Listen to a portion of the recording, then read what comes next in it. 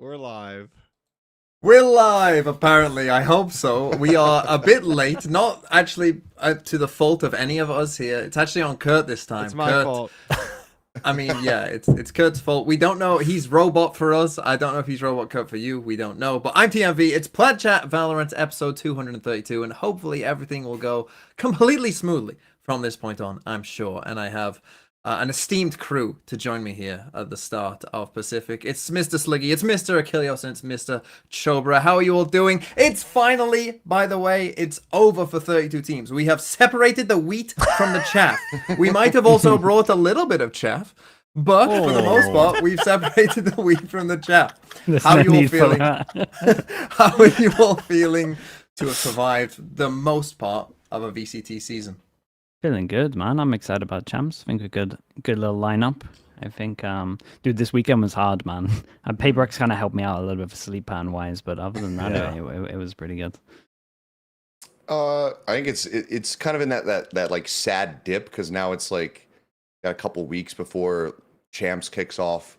I don't have any work, so I'm just like, what do I do with myself? Boo-hoo. Like, what am I supposed to do? And the answer is play World of Warcraft. That's what I want to be doing. But once champs actually does kick off, then everything's gonna be great. Oh man, yeah. I mean, I agree with Sliggy. I think this is potentially the most excited I've been for champs outside of like the first one, because the first one was obviously the first one.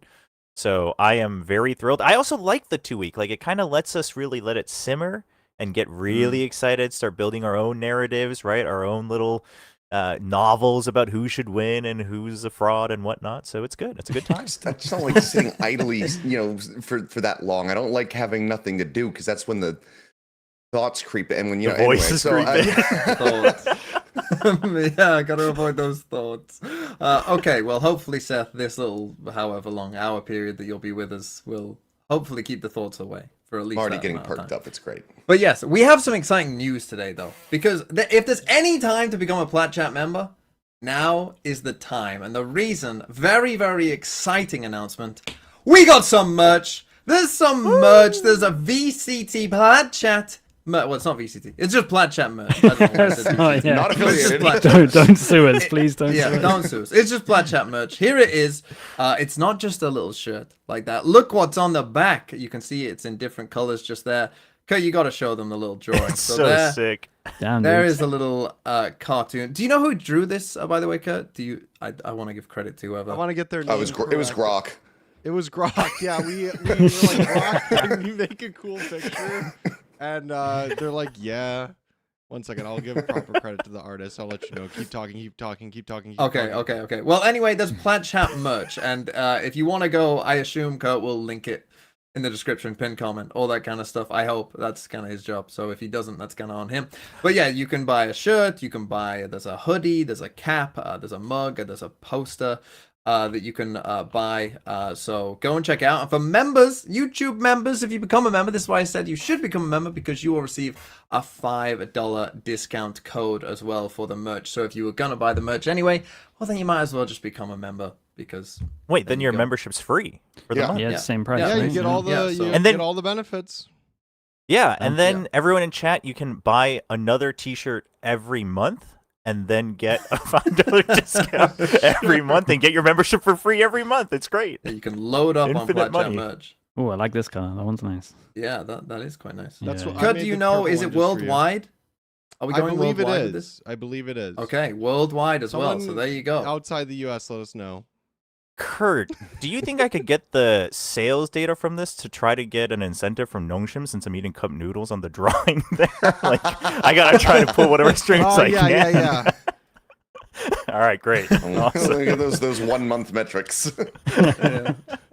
So yeah, go and check that out. Go and buy some Plat Chat merch. I And don't know this where the is money's the, going, but here we go. Here's the proper artist. credit. W. It's a bit blurry for me. Innie works for Team Heretics, maybe Team Heretics fan. Don't know, but they got Good they time to do, be so good time to they'll be a happy. Heretics fan. Yeah, they're still in champs, so that's good. Thank you for that, and yeah, go and check out the merch. But we also, of course, you don't just become a member to get the merch, right? You also become a member to get access to some of the exclusive content, to the members Discord, and you can ask a question. And our question this week was a little bit strange, a little bit out there. It was, come up with the winner of Champs, not 2025, but 2026. So the question is from Musculus the Fourth. Give us a full narrative. Okay, do we have it? Do you have the question?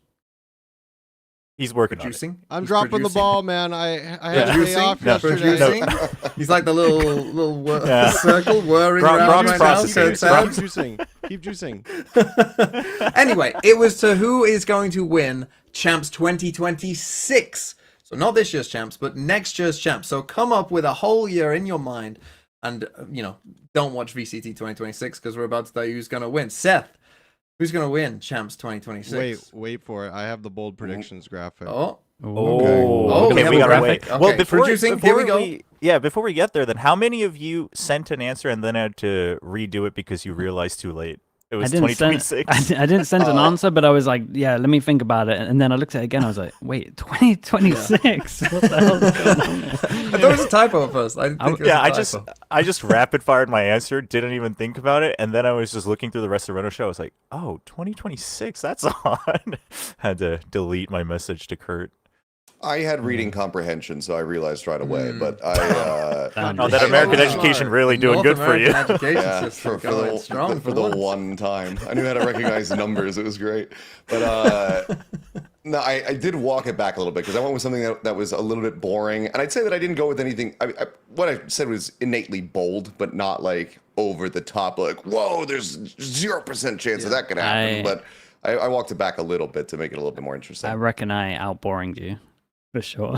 Oh no. Well, the producer wheel Can we, is can we spinning zoom right in now. just above Sliggy's head, perhaps? Oh, not that Maybe get an boring. idea.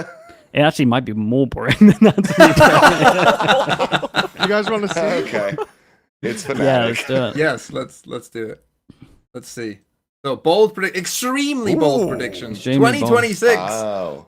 and we Question have mark. gone off the rails. Well, Wait. Sliggy has gone for G2. So Yeah, that is well, quite normal. I'll explain Go on. it quickly Go first, because Sliggy, let's go. there's 48 teams, right? So to pick one team is very bold in itself. That's the boldness covered. And then I've just gone for the numbers percentage. They're always going to win in Americas, so they're going to champs, and they always look good. Smart. It's clever. It's smart. You're definitely the most likely to be right. Seth, let's come to you next. DFM, this sounds like more of a paper thin. I don't know if he took over your keyboard during this exercise. I just went with what I honestly to kind of wanted to see the most, and and seeing a Japanese team lift any trophy, frankly, would be awesome. But a champs one in particular, I think would be super sick. DFM, we're looking like the better Japanese squad, so I defaulted to them. I think that they've got this long off season. May's going to go to the gym. He's just going to be like chugging creatine powder, and he is just going to get absolutely fucking ripped. And he is going to walk out on stage day one looking like motherfucking Tagoro from Yu Yu Hakusho in his final form, and he's just going to start tearing ass on stage. Like, he is just going to be shitting on people, and he's not going to stop until he lifts the trophy. So that's just what DFM one need. player. May to go even. Yeah, it's not anyone else. So we're hoping it's on May. one guy. No, no pressure then, May. Chobra, you went for Tai Lu, which was I did. of all the teams you could have picked, a strange one. A strange. Well, listen. Okay, we all know that Nongshim is winning next year, so we have to kind of subvert the expectations might to not get even be people in it next year. excited. Yeah, so a good chance. Listen, they won't even win. oh, please. Anyway, to just direct people away from that, so people get surprised next year. Listen, Tai Lu, they started looking better, right? Everyone doubted him. We were all doubted him. Every single one of us on planet Earth. And then you start getting slowly. You build around him. They just picked up Splash, who used to be on RRQ Academy. And what do we know about RRQ? They're a talented organization. They know how to scout talent. This guy was tearing it up in Academy and Challenger in the beginning of the year. Even though they lost, he's top fragging the first time he's playing against other Tier 1 teams right now over at the EVO Act 3. They're going to come back. They're going to build around those two, and then they're going to take champs, and everyone's still going to be like, how in the world did China win? China's supposed to be weak. And then it'll just repeat again in 2026. To be fair, if Tyloo win champs in 2026, that will be the greatest prediction of all time that you've just made. Now, I have a question mark here, and you might be a little bit confused as to why, because I just automatically went, well, I have no idea what's going to happen, so I'm going to leave it completely up to chance. So I just spun a wheel twice, okay? And Kurt has the results of me spinning the wheel, if you can show that, Kurt. But yeah, I basically went, well, we don't know what the rosters will be. So first I picked a region, right? So I span the Ooh, the that's a wheel. lot. The If wheel this lands on knows. Wolves, I China. swear to fucking Right, God, it's it rigged. landed on China. So then I went, okay, well, here are all the There's Chinese no teams, shot. and we span the wheel again. And the wheel eventually would land, and you're gonna see me, No. try and push it up there a bit. And yeah, It's a video. It's a video. It's not a real Wolves are wheel. gonna This win is an champs, guys. animation. 2026. This is an animation. How He made it in Blender. how many spins did it take for you to get that? Yeah. in, Oh, like, it one definitely cut? didn't land on FPX like 6 times. I was not sat there for 10 minutes, TMV is spinning just that like wheel over and over again. One of those awesome trick shot Instagrammers that just always makes it on the first try. Yeah, You're first just so time. incredible. Wish. Yeah, so Wolves gonna win champs, guys. They might need like 15 chances or so to do it according to the wheel, but they'll do it. I'm They'll honestly do it. okay with that. I'm so sad Yeah. that they're not gonna be Yeah. in Yeah, it would be Paris. better. It would be And better. I I mean, think yeah. if they could rebound after missing out and then win a champs, I'm fine That'd be with sick. that. Yeah, that'd be Yeah, sick. it would be cool. It would be cool. Anyway, let's move on to talking about some actual Valorant that got played. And we have to start with something very, very sad. In fact, I would say this was one of the saddest games I could remember of Valorant. Like, in terms of how I felt after the game, I just felt really, really sad. Because Talon, who had been on this nice run in playoffs, had been, playing really well. All they got to do is win this one game against RRQ and they will make champs. Otherwise, it's DRX who will instead go to champs. And the way that they lost as well was quite tragic, it must be said, because they come out super strong. They're absolutely destroying on Bind. Map 2, they win both pistols. They look like the better team. And you're like, oh, well, Talon are just a better team. RRQ don't need this game. They're already in champs. Well, here we go. We get to Corrode. They lose both pistols. They lose the map. They then go to Icebox, and then it's like, oh no, it's all falling apart. They're choking. It's all going wrong. And then we get to the last map, and initially, first half, it looks like, oh, it's over. Then they surge back. It's 12-9. 3 chances to go to champs.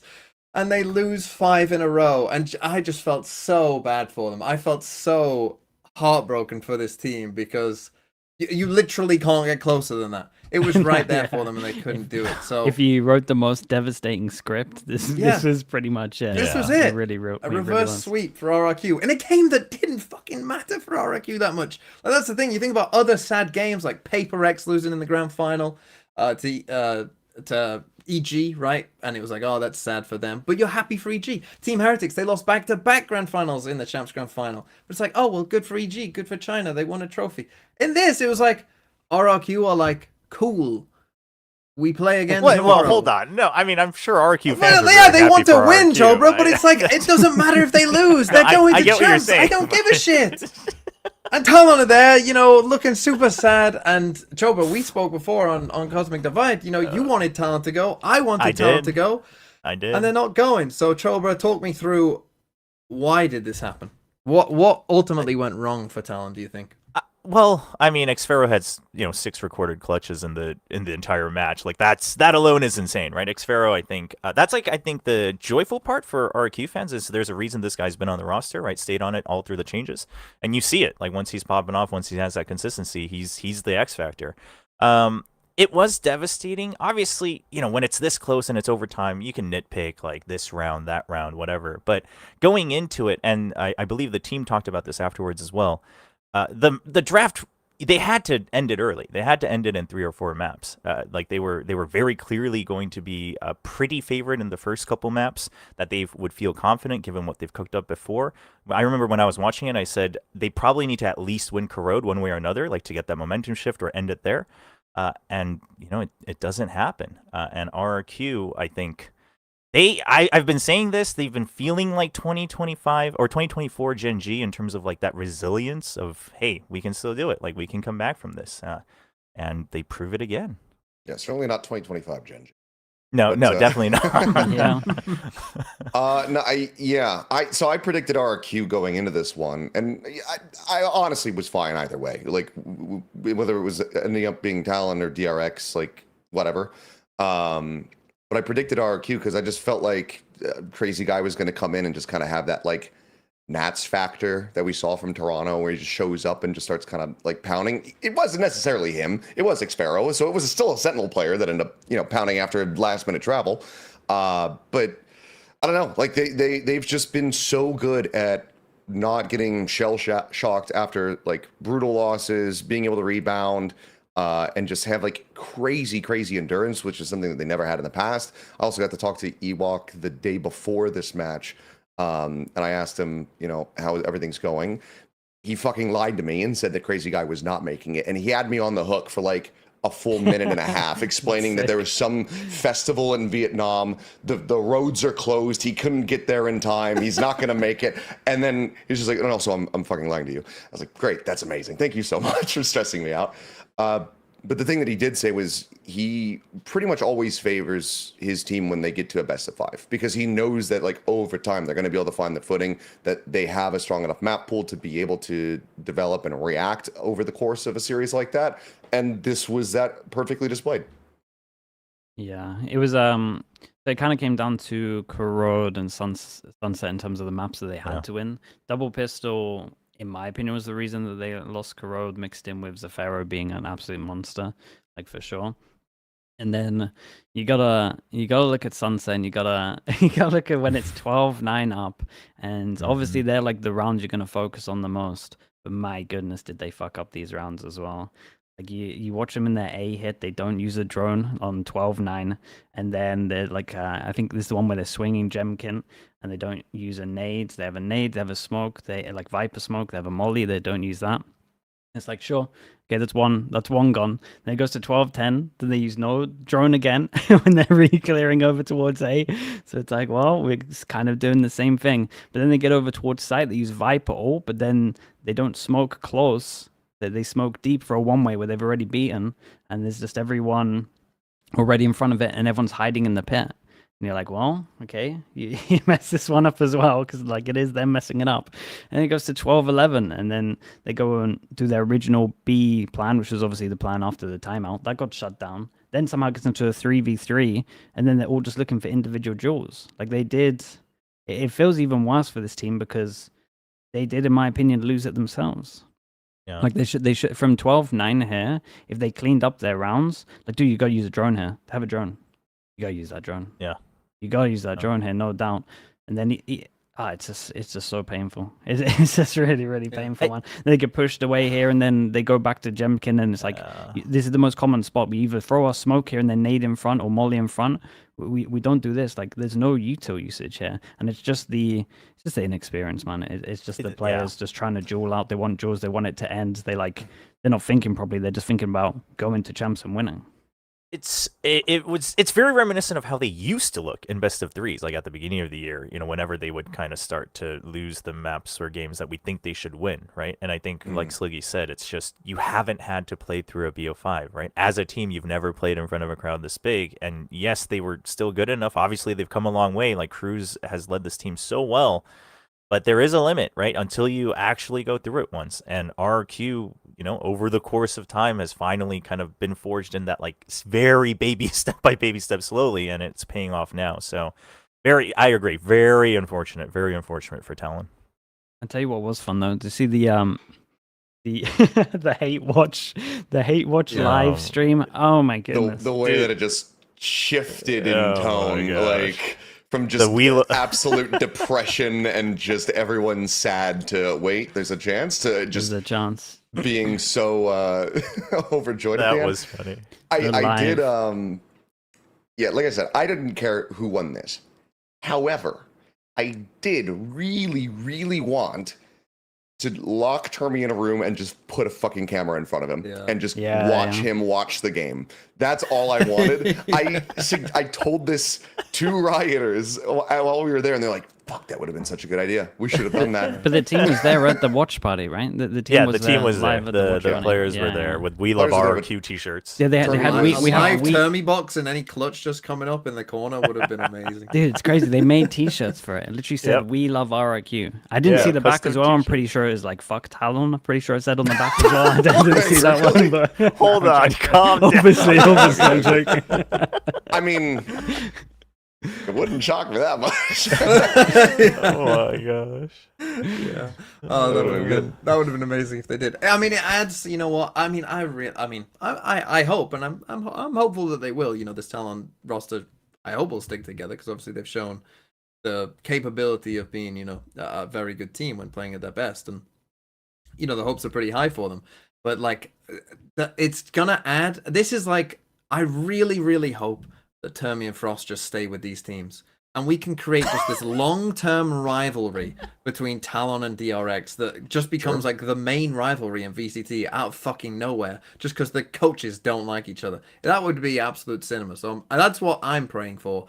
So Talon, keep Frost, keep this roster, and let's go into next year and have every qualification game be between these two teams, and just have it Yeah, be. it's pretty hype. And I want to see a tie hate watch party for every DRX game. Random group stage 1.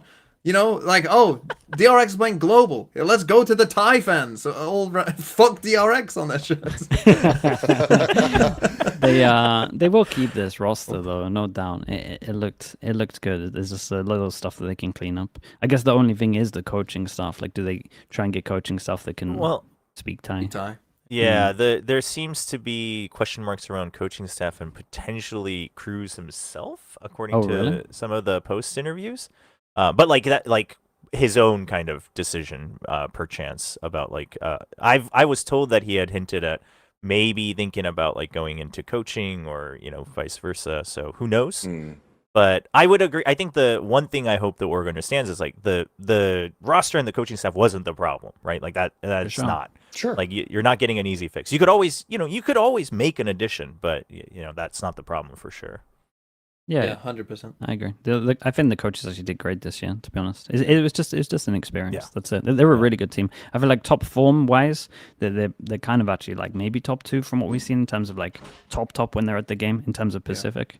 Like it's only PaperX that like at the top of the game actually looked a little better. So I think it's a team to look out for sure. That's why it's so disappointing though that they aren't going to Yeah, Champs it is. this year. 'Cause Yes. It's like, oh, if they could have hit form, you know, I know Trevor, you were saying that you thought that they could go on a very deep run if they made it. They were my dark horse to win it if they made it, but they Win it? didn't. Oh. So yeah, Damn. if they made it though. But like I think that alone kind of helped me come to terms with the loss, right? Because that means I thought it was so important that they were able to like win a BO5 the first time, you know, like going to a different arena, etc. If I see that, then I have enough faith to like say you're my dark horse pick to go all the way. But Sure. unfortunately, yeah. That makes sense. Let's just put a quick word in. We have done a little bit, but for RRQ, because of course they did manage to win this game. Then, well, I mean, we'll get to the grand final now. I guess they lose to PaperX. Seth, where are you as an RRQ believer? Are you hopeful? Obviously, their first showing in Toronto on the international stage wasn't great. They did have to start in playoffs, so you know they're playing against good teams. But yeah, I are mean, you more hopeful this time?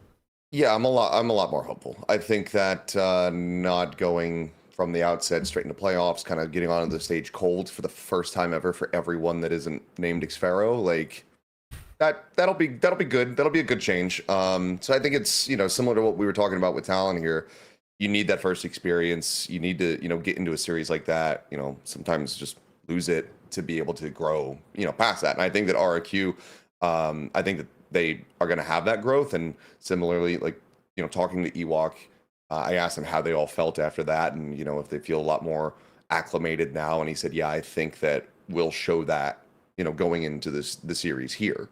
And then they ended up doing it. So I think that they're going to be in a much more comfortable position, a much better jumping off point going into Champs Pairs. And I think that we will finally see, you know, the way that we were rating the players, rating the team going into Toronto. I think we're finally going to, you know, get a little ROI on that. So when we get ready to do a top 10 players at Champs list, Jem can get slotted back up in there. Okay, yeah. Yeah, I'm pretty confident about them. I think the coaches kind of proved themselves. I think the good thing is like every individual from this team has stepped up at different moments throughout the year. So you can kind of rely on the potential of that happening at any moment. So I think that's good. Map pool looks good. Nice read at the moment on the meta, a little bit different to other people. That will definitely throw some teams off. There's not many people that play Waylay, especially in other regions at the moment. Like I think if thinking of people to practice, it's like EMEA. They're like the Liquid Academy maybe in the EMEA. They're like the only ones that play Waylay that much. There's like 2 teams right now. It's them and RRQ. So yeah, it's gonna be hard to get right practice for teams that are playing them. Yeah, so we're pretty hopeful. I mean, obviously we'll be talking about champs next week, I assume. But let's talk about that grand final and the team that ultimately won it. Because Seth, you said that RQ feel good about best of 5s and winning them. Well, not when you're playing this Paper Rex, because this Paper Rex is looking very, very nice, to be honest. I mean, they are playing incredible. Yesterday I made a video about something and how I think he's the best player in the world right now. Am I wrong to believe that? And you got a pretty strong argument at the moment. No, I would say. I think it'd be a lot harder to argue against it than to argue for it. Yeah, I mean they just look incredible at the moment. I mean, yeah, they still have some stupid mistakes here and there. You know, Jing getting yelled at was absolutely hilarious. That was so good. So there's still Paper X, but just with a hell of a lot more tenacity and a lot more consistency, which is just one of the most terrifying things ever. But I mean, I would give another shout right up there for Forsaken as well with his performances. I mean, Devi is always, you know, rock steady and just incredible in his own right, but Forsaken just being able to bound around on any agent still and put up solid numbers, clutch up for his team. And he had like 2 or 3 rounds in a row where he was getting like 3Ks, like 2Ks, 3Ks, and just basically shutting RQ out. Like, he's so fucking good. Like, this whole team is just so good. Yeah, my big takeaway was the fact that they managed to get to the upper bracket all the way through to the finals with under 40% pistol win rate. So that on its own is crazy for buy rounds. And then they go into this final and win 7 out of 8 pistols. Like you're not winning. Like if they can keep doing that, obviously it's pretty much impossible. But if they can keep like a higher than 50% pistol win rate, they're gonna be a team that should have a great time, to be honest. The same thing that happened with T1 at Bangkok. They were so ass at pistols, and then they just started winning every pistol. And we're like, oh, okay, they're improving. And then it was just like, oh no, they're dominating. Oh, they're beating every first seed. Now they have a trophy. Like, it's just that same thing. Yeah. No, I think this just really confirmed that they truly were consistently like one step above of everyone else at Pacific, right? Like everyone said Pacific looks competitive, I agree, but I just always thought, no, Paper X just feels clearly like one step above, like they're in their own tier. Not a huge gap, but very clearly. And then, you know, during the stage you have some on and offs, you know, the pistols look bad, but then, you know, they come around, the pistols are cleaned up. I was just looking at it just now and I just realized it's also crazy that they had a different person with the highest rating on every single map of the grand finals. 4 different people. I mean, we don't see that with the Paper X type of team very often. But that just comes to show that, again, like they are just kind of leaning into the strengths of each time, each round of each game. And I mean, that's something that we all wanted to see from Paper X. It's coming together. And I can't wait to see. Like, some people were telling me that they're a little bit scared because like they finished so strong again. So what if they go to champs? And I'm thinking, no, I mean, I think it's not like they had to, you know, do every twist and turn to get the trophy. Like, they just looked comfy, right? So, if anything, they should feel a little bit ahead that they can start. Maybe they're already, you know, starting to prep a little bit for champs and things like that. And they should be able to come out with even newer stuff. Yeah, and I can only feel confident because it's like they lost their Lotus, and I would say that even their Lotus was just down to individual mistakes. I think it was like on attack, maybe for like both of their big buy rounds. Someone or 2 people, to be honest, made like a couple of oversteps or like missed timings. So I think their map was very good, and it's kind of just down to how good they can get their Abyss and their Corrode. That's like the only 2 question marks left, and they floated Corrode against Boom apparently, right? So that shows that they at least have something. I think that was in stage 2. So, dude, they're in a great spot. They're in the spot that means they are favorites. so far. Yeah. Like, Well, that was they going to have be my be next favorites. question. Are Paper X the favorites? Yeah. Yep. Yeah. It's Okay. it's Well, closely followed by G2. I mean, but yeah, one of at the very least, if not the one for sure. Yeah. Well, let me go back to Champs 2024 because I'm sure if you go back and watch the 2024, before Champs, a lot of people would have said, "Oh, well, Gen.G, they won the last Masters. They're looking really good. They're one of the favorites." Gen.G bombed out in the group stage. So tell me what has to happen for Paper. What's the bad scenario for Paper X? What goes wrong for them? If it does go wrong, how does it go wrong? I mean, Alex remembers that he's French, and so the home ground disadvantage works against Paper X, and they bomb out. That's like the worst case scenario. No. Other than that, I mean, I guess, if they don't innovate at all, right? That's like the only thing I can think of. If they have zero innovation, right? You're playing just the exact same pistols, exact same strats. Yeah, that'll look horrible. But I mean, this is the one laziness. You can't come up with. I can't. As long as they're not lazy, they should. Yeah. Be No, I don't alright. think they shouldn't bomb out because lazy or burnout would be like the two. Like if they had similar to like Gen.G last year at Champs, like if they had that just slow grind to a halt, like that would be the other concern. But I'm not seeing it with the team with all of the interactions that I have with them, and that leads me to another MVP for the squad, which is Panda. Because good God, yeah, the work that this guy has been doing for the team, like I've never seen him happier than ever since he's joined. So he just seems like one of the best additions that they could have possibly brought in. Yeah, I would go with what I've mentioned before. I would just say pistols, like potentially falling, and then corrode and abyss. There's still 2 question marks. Like it's sure the other 5 maps are good, and that's great. But if they actually do not feel comfy on these 2 maps, then that's like a big worry. Yeah. But I mean, if we see an abyss or a corrode like first game for Paper X and it looks good, then watch out because good luck beating them unless you're like a top 3 team in the world probably, because you're probably not going to be honest with how those players are playing right now.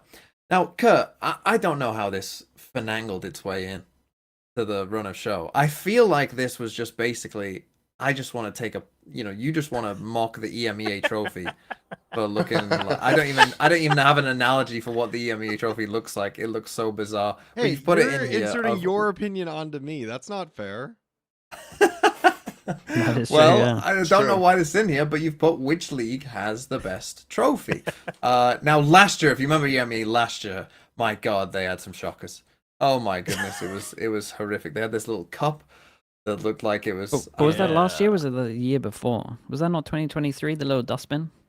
I thought it was The Frankenstein Cup. Yeah, you don't know the the dustbin. Frankenstein Cup was last year. it Let me looks find like it. a Let me find it is. It looks like a dustbin. Yeah, it does look like a dustbin.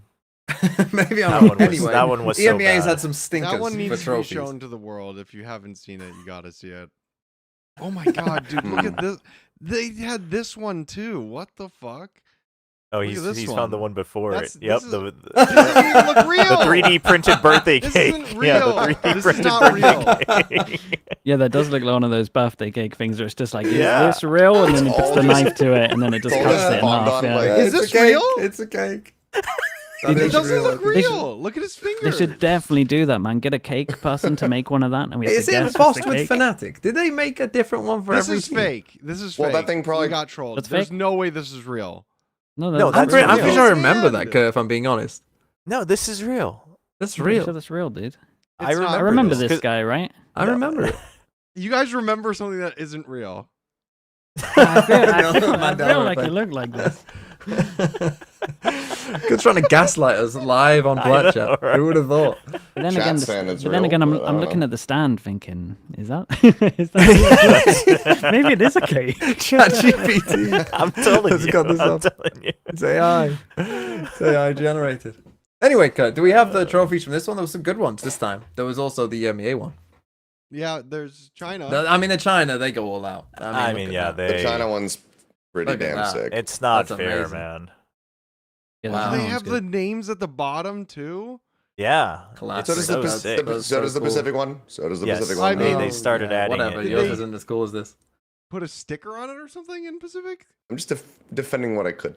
No, you just go take it engraved after every stage. The IEM trophies do that too. Yeah.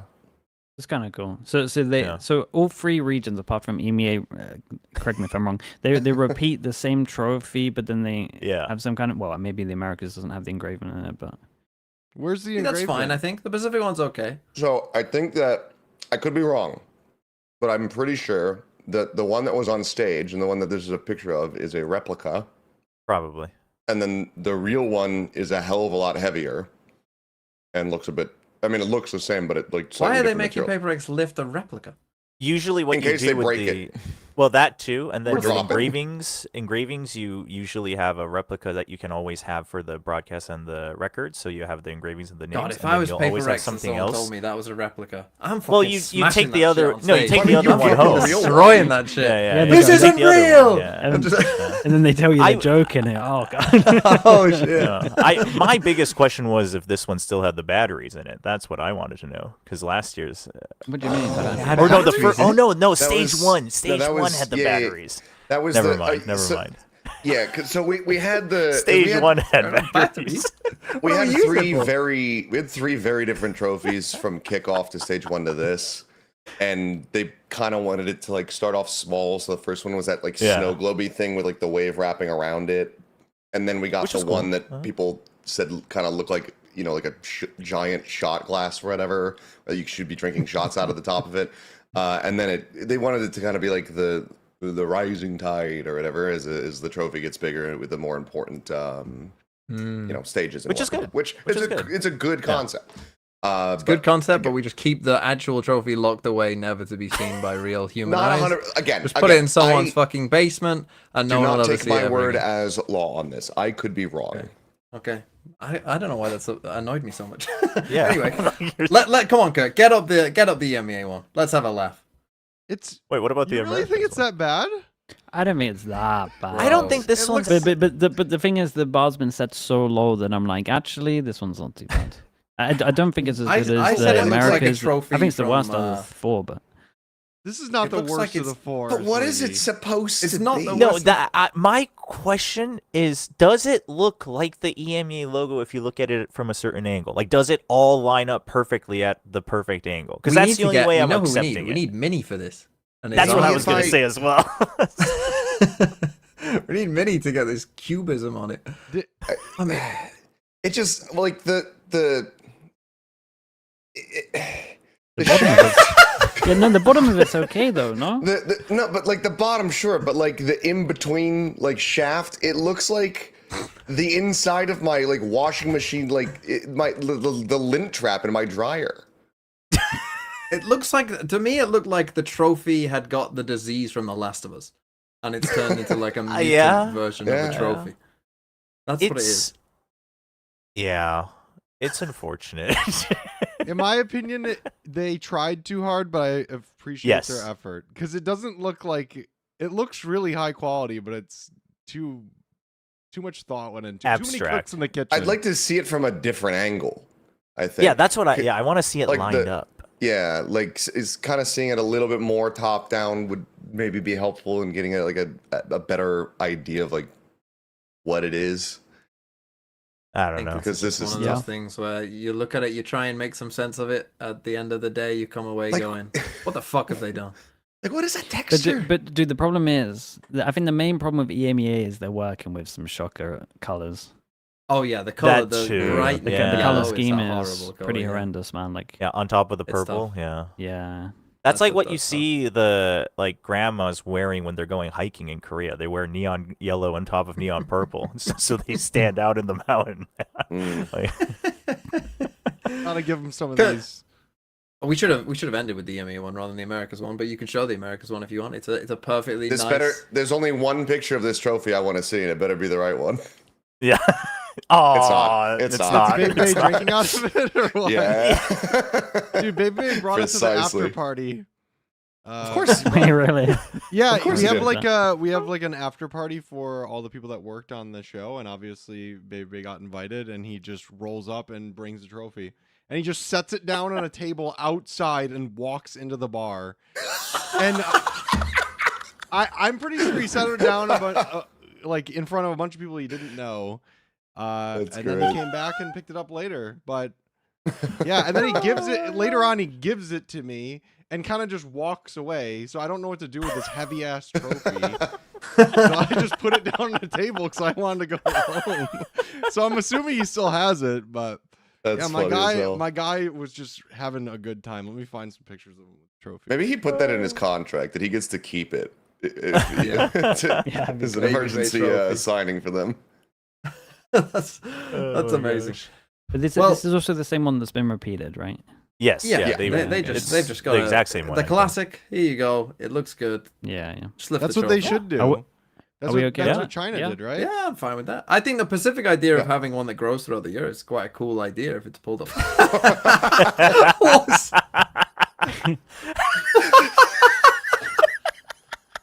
So good. Oh, milk. They put The milk milk in first kills Oh me, my man. God, he's eating The breakfast milk now. first. Oh my gosh.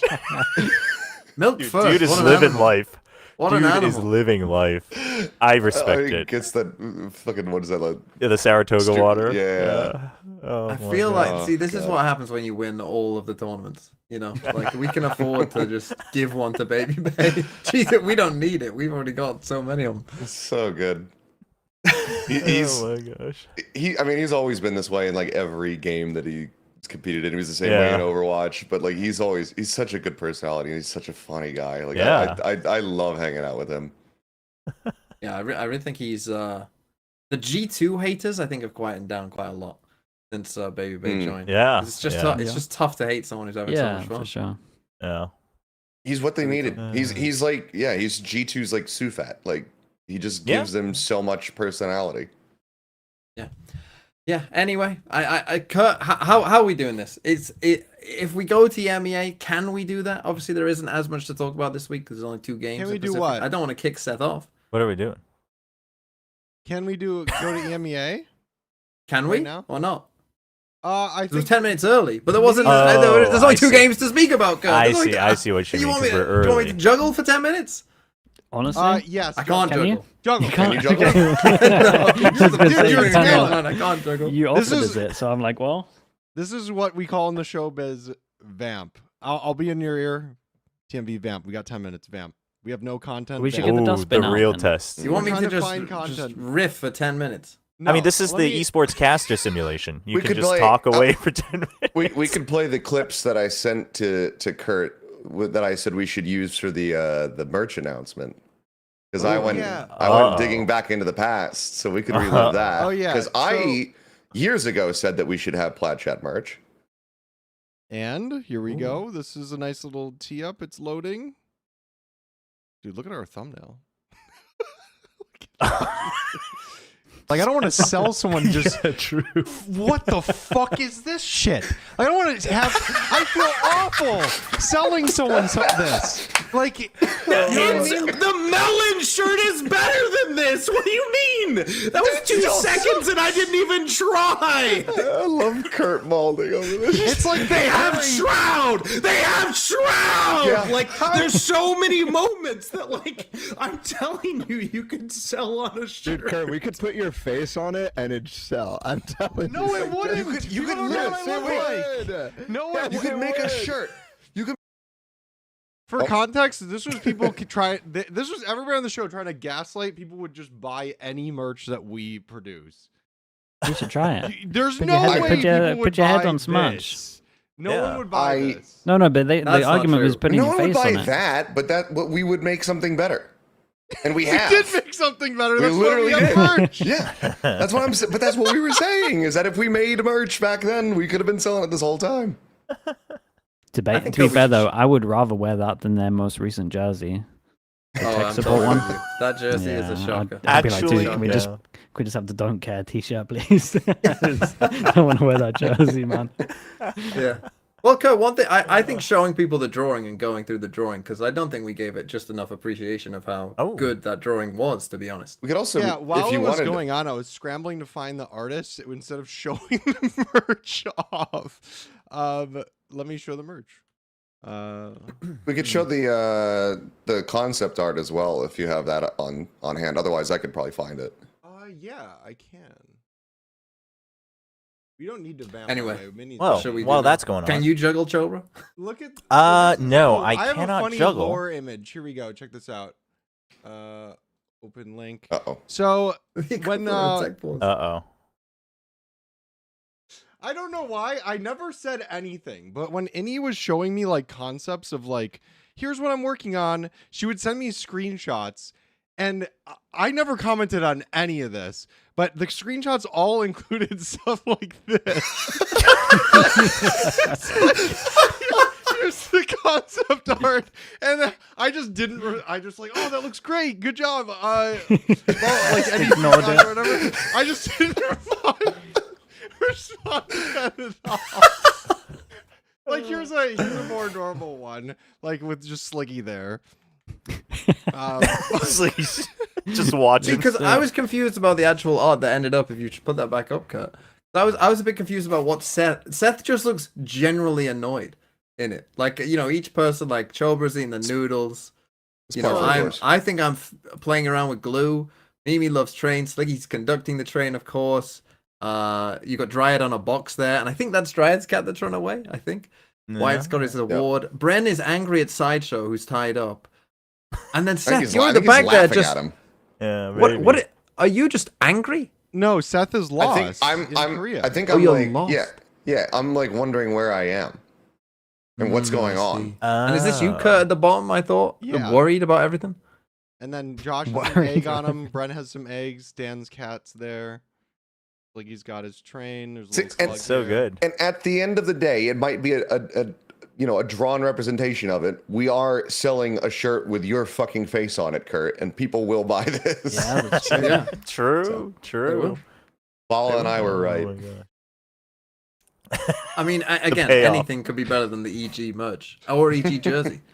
I also Both shockers. I was digging back through, and then I remembered the Optic one from when they won Masters. If you remember that. Oh my gosh, yeah, that's. I said that we should make a Plat Chat version of that, and it would be absolute dog.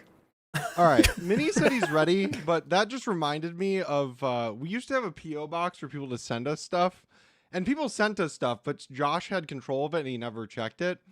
Right before we moved away from Texas, we finally checked it, and we had a bunch of stuff from fans, but we also had a signed poster from Ascend from Champs 2022, and we never got. We opened it in like 2024. Oh my! Yeah, that's good. It's so the one. yeah. It's the one in between me and TMV now, right? Yes. If you go to Yeah, the is that website, it? yeah, Yeah. yeah. There it is. Ah, yeah. Looks good. Wow. Looks good. Wow. Anyway, Minnie's ready to join. Get the fuck out of here, Seth. Yeah, Seth, piss off. Bye-bye. Let's talk about EMEA. Bye-bye. We filled enough. Minnie's Enjoy here. this garbage region. Bye. Bye, Seth. Wow. Wow. We're just going straight in. Why not? What is happening? Wait, have you guys Can talked you about turn the this camera off before? again, Minnie? I need an explanation. How do I do this? I'm such a bot. There you go. It was, so there is an explanation for this. Go on. So we did Secret Santa, and I pulled Alfio, and Alfio was recently dating someone who was like getting him into anime, despite the fact he's like against it like a lot. So I thought this was a cute gift for him, and he does actually wear it sometimes, like unironically. So He unironically wears that. Wow. Yeah. I mean, that's a long-winded way to say that, you're just continuing your art studies through anime, but we'll take it. We'll accept the explanation. All right. Let's talk about EMEA, which quite honestly, as much as I like to glaze Pacific, I would disagree with Achilleos in that it's a garbage region because the playoffs were absolutely fire all the way to the Unreal. end. Yeah, I mean, just amazing matches. And with that, obviously, comes a lot of heartbreak as well because we had some incredible runs in the making. So let's kind of go in order as we go through this. Let's talk about NAVI first, right? Just some explosive players individually, finally looking like they're coming together. Angel looks like he's finally ready to lead another squad into an international stage, and they just can't quite make it. Minnie, were you at any point believing in this going all the way? Like the chances being pretty good? I mean, I think we probably thought that and then Team Liquid would probably be the teams that would go through. I presume that they would have beaten GIANTX, albeit like would have been close. So yeah, I started to gain hope after, again, like I keep saying it, like they changed their style to a bit more simplicity, and then Ruxic was the best player in the world apparently, and Hero was playing really well, and everything was like aligning. Shao started playing really well, and then they played GIANTX, and it kind of just went out the window. Yeah. Yeah, it's kind of crazy how Giants, like in this playoffs, essentially Giants beat NAVI twice. Against everyone else, NAVI looked really, really good. And they played Giants twice and just couldn't beat. Like, they just had, it just wasn't happening. It just couldn't be done. Now, on one of the maps, I think on Sunset, right? Like Giants have a good Sunset. I wasn't shocked to see Giants win that one. When I saw the veto, I was like, okay, we'll probably go on map 3. Here's what I thought. But Navi's Haven, like they just come off beating Team Heretics, who have an insane record on Haven this year, and so I was like, oh well, Navi, should be favored here, should be looking pretty good, and then they just get slapped around by Giants, and obviously we can come to them a bit later and kind of talk about how well they're playing. But this, I think, it was a disappointing end, because I think this is a team that, again, I was high on. I was really hoping, that they would do some damage and I did think they could get the champs. I actually thought it was Team Heretics who might miss out. Like, I thought if Navi won this, they would then kind of ride that wave, and like Team Liquid maybe not as bothered because it's not as important to them. They'd already made champs. Like Navi could then maybe win it and go, and Team Heretics might be the team missing out. But yeah, this was kind of it was a disappointment for me, because I really thought going into Haven, like, okay, this is a map that they've looked strong on, they're gonna be good on, and then it just kind of wilted without them even really getting into the game. Yeah. To me, like, they were just doing what Fly was describing as like the Gen.G stuff, where it's like you default towards B and then you have a really strong lurk towards A. And Ruxic was getting shut down quite early on A by Ara's operator. So often. And then on top of that, if you're only like, it's like they didn't explore Garage the entire game. And then they just went B every time. And I know the B post plant getting the orb down is a good win condition, but trying to get the spike down on B can be tough if the other team knows that's what you're going to do. So I just felt that like the cooling felt a little bit off, that they didn't, it felt like they only went A or B, and it was like a game plan between A and B, and then the lurk was getting shut down A, and then they just didn't go garage. Like, your Haven, you got to go garage. Like, I don't really understand. I've been very complimentary of like Angel's calling as well recently, but on this I was just like, man, I just want to see the simple stuff. Like, they kept on slow defaulting against the op, or like the lurk would go to aggro, and I think there was like 3 picks on Navi's attack and Giant's defense where he just got like an early kill, and it's just like, dude, you guys are 4v5 now. It's so hard, especially if you're losing. Especially if you're losing your lurk, you just got no pressure on the map as well, and they were just forced to like run into B. Westside kind of ended the game as well with like the eco that he did over towards B as well. He hit some crazy shots. I don't know, man. I had a lot of faith because obviously Icebox started really well, and it just looked like the Hero Roxic show again, and I was like, okay, this is it. It's just gonna be easy for them. Dude, I liked the step up from just all the Giants though. I feel like Cloud's calling. I've been so back and forth with Cloud's calling, but Cloud's calling consistently in playoffs was actually like really good, especially ults, man. Just when there was the ult off and you had like 3 ults. I said this last week. He was always just ahead of the game in terms of they're gonna do this, so we need to do this, and then they might do this. He was always like that one step ahead. So I was super impressed with Cloud. I feel like he had a good one, and just Ara, man, Ara really stepped up in playoffs as well. I think he really showed up. Go ahead, Minnie. So if we're talking about FKFD as well, or like opening picks, like Alexic had a, if you looked, I don't remember what his stats were in the end, but it's like 0 to 15 I written down actually. Like, before he joined NAVI in that intermediate period, I was making the joke that like NAVI aren't the best. I was pretty much making the joke that duelists go to NAVI and kind of die. Like, they lower their performance and then they literally do die in the server, like loads. Like their FKFDs just seem ludicrous, and I don't know what it is about Navi that makes their duelists go sacrificial lamb mode. I don't know if that's intentional or not. Trying to outdo Angel for it. No, yeah, they know Angel's gonna be peaking within the next 20 seconds. If I don't go now, he's going to. But like, I feel kind of bad on some level because Alexic was pretty good for them. Probably the best duelist we've seen Navi kind of actually play with. But still, there's that problem there with Navi, I think, where I don't think they're the best at using duelists. Mm. But I don't know why that is. Like, I'm not a good enough analyst yet.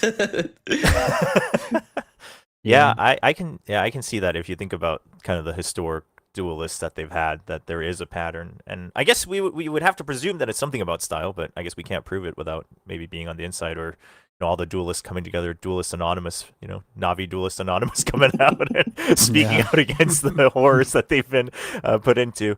But we'll get to more of the GIANTX side in the end, obviously, because they had an incredible run throughout. But before we kind of send Navi off for the year, since obviously, we're saying goodbye to pretty much all the teams now, except for the ones at Champs, I do wonder, because I saw this question coming up, or statement really, as they were maybe looking better and better.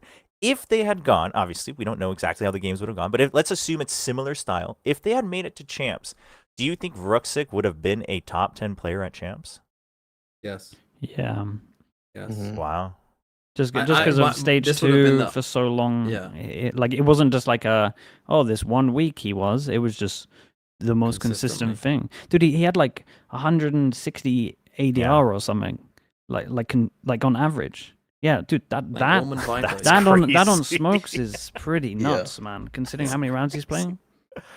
That is unbelievable. I did want to have a slight chat about what are we supposed to think about Navi now in the future? Like, I thought that comp wise they messed up in terms of like Angel should be playing Omen and Ruxic should be playing Viper. Like that was my thing. And then the other thing is they ramped up and got decent towards the end, but ultimately they still fell short. Like they haven't really done anything this year, despite. At the start of the year, we probably wouldn't have known that Ruxic and Hero were going to be as good as they were. But like, I was planting the seed that Ruxic was really good, and like we all just seemed to think that like they're supposed to be a mid-table team. But I don't think that was supposed to be what Navi were supposed to be. If that makes sense. I think it's really tough, and literally every team that like finished 4th, it's like well, Talon technically finished 3rd, but like every team that like just missed out, it's like. Well, you did well, and I guess we'll talk about this with Cloud9 later on as well, right? Like, you did well, but you didn't actually make it to any internationals, so, like how happy should you be? Like, I mean, one question that I'll throw back at you, Minnie, is, have we seen Angel's last game? Oh. I don't think so. I think he's too... Okay. Like, from what I understand, the org is very tight with him, so I presume that he will be fine. The problem is that, like, obviously... There's only so many years. Like, I think for next year, I'll just set my expectation differently, where it's just like Navi aren't the Navi anymore that like I have hope for. It's just like they're going to be that middle table team in which if Angel is going to call the start of the year like he did at the end of this year, they got potential to do some stuff. But ultimately, I don't know. I just feel like it's like Ruxic, like, does he... Do Navi deserve like? I mean, like wow, right, yeah. Is it the best place for him? Is maybe a different way to put it. Rather he'll get do offers. They deserve it? Yeah, he'll for sure get offers for people trying to get him. It's just whether I guess he wants to go and whether the org wants him to go. I don't know. It's gonna be interesting for Navi because Hero and Ruxic were just so good. And the thing is, I think Alex was great as well. It's literally just the final. Yeah. So it's a hard call. It's always a hard call when you got like that almost made it team. And a majority of the time, people normally make changes. So I guess we'll see. Yeah. I do want to follow up on that just a little bit before we move on, since obviously, again, not too many matches to talk about. Is from like a coaching perspective or even just a theoretical perspective, not making an international, right, or not making champs. It's definitely not a failure. But obviously, that's what you're gunning for, right? That's what you have to be able to like put on your report card of this is what we achieved. So at what point, like, where do you draw the line of changes need to happen? I would disagree with what you said already. I would view that as a failure, personally. Not making internationals a failure. Yeah, right. I think depending on who you are, like if you're an Essential Team Chobra, I think obviously like making playoffs right.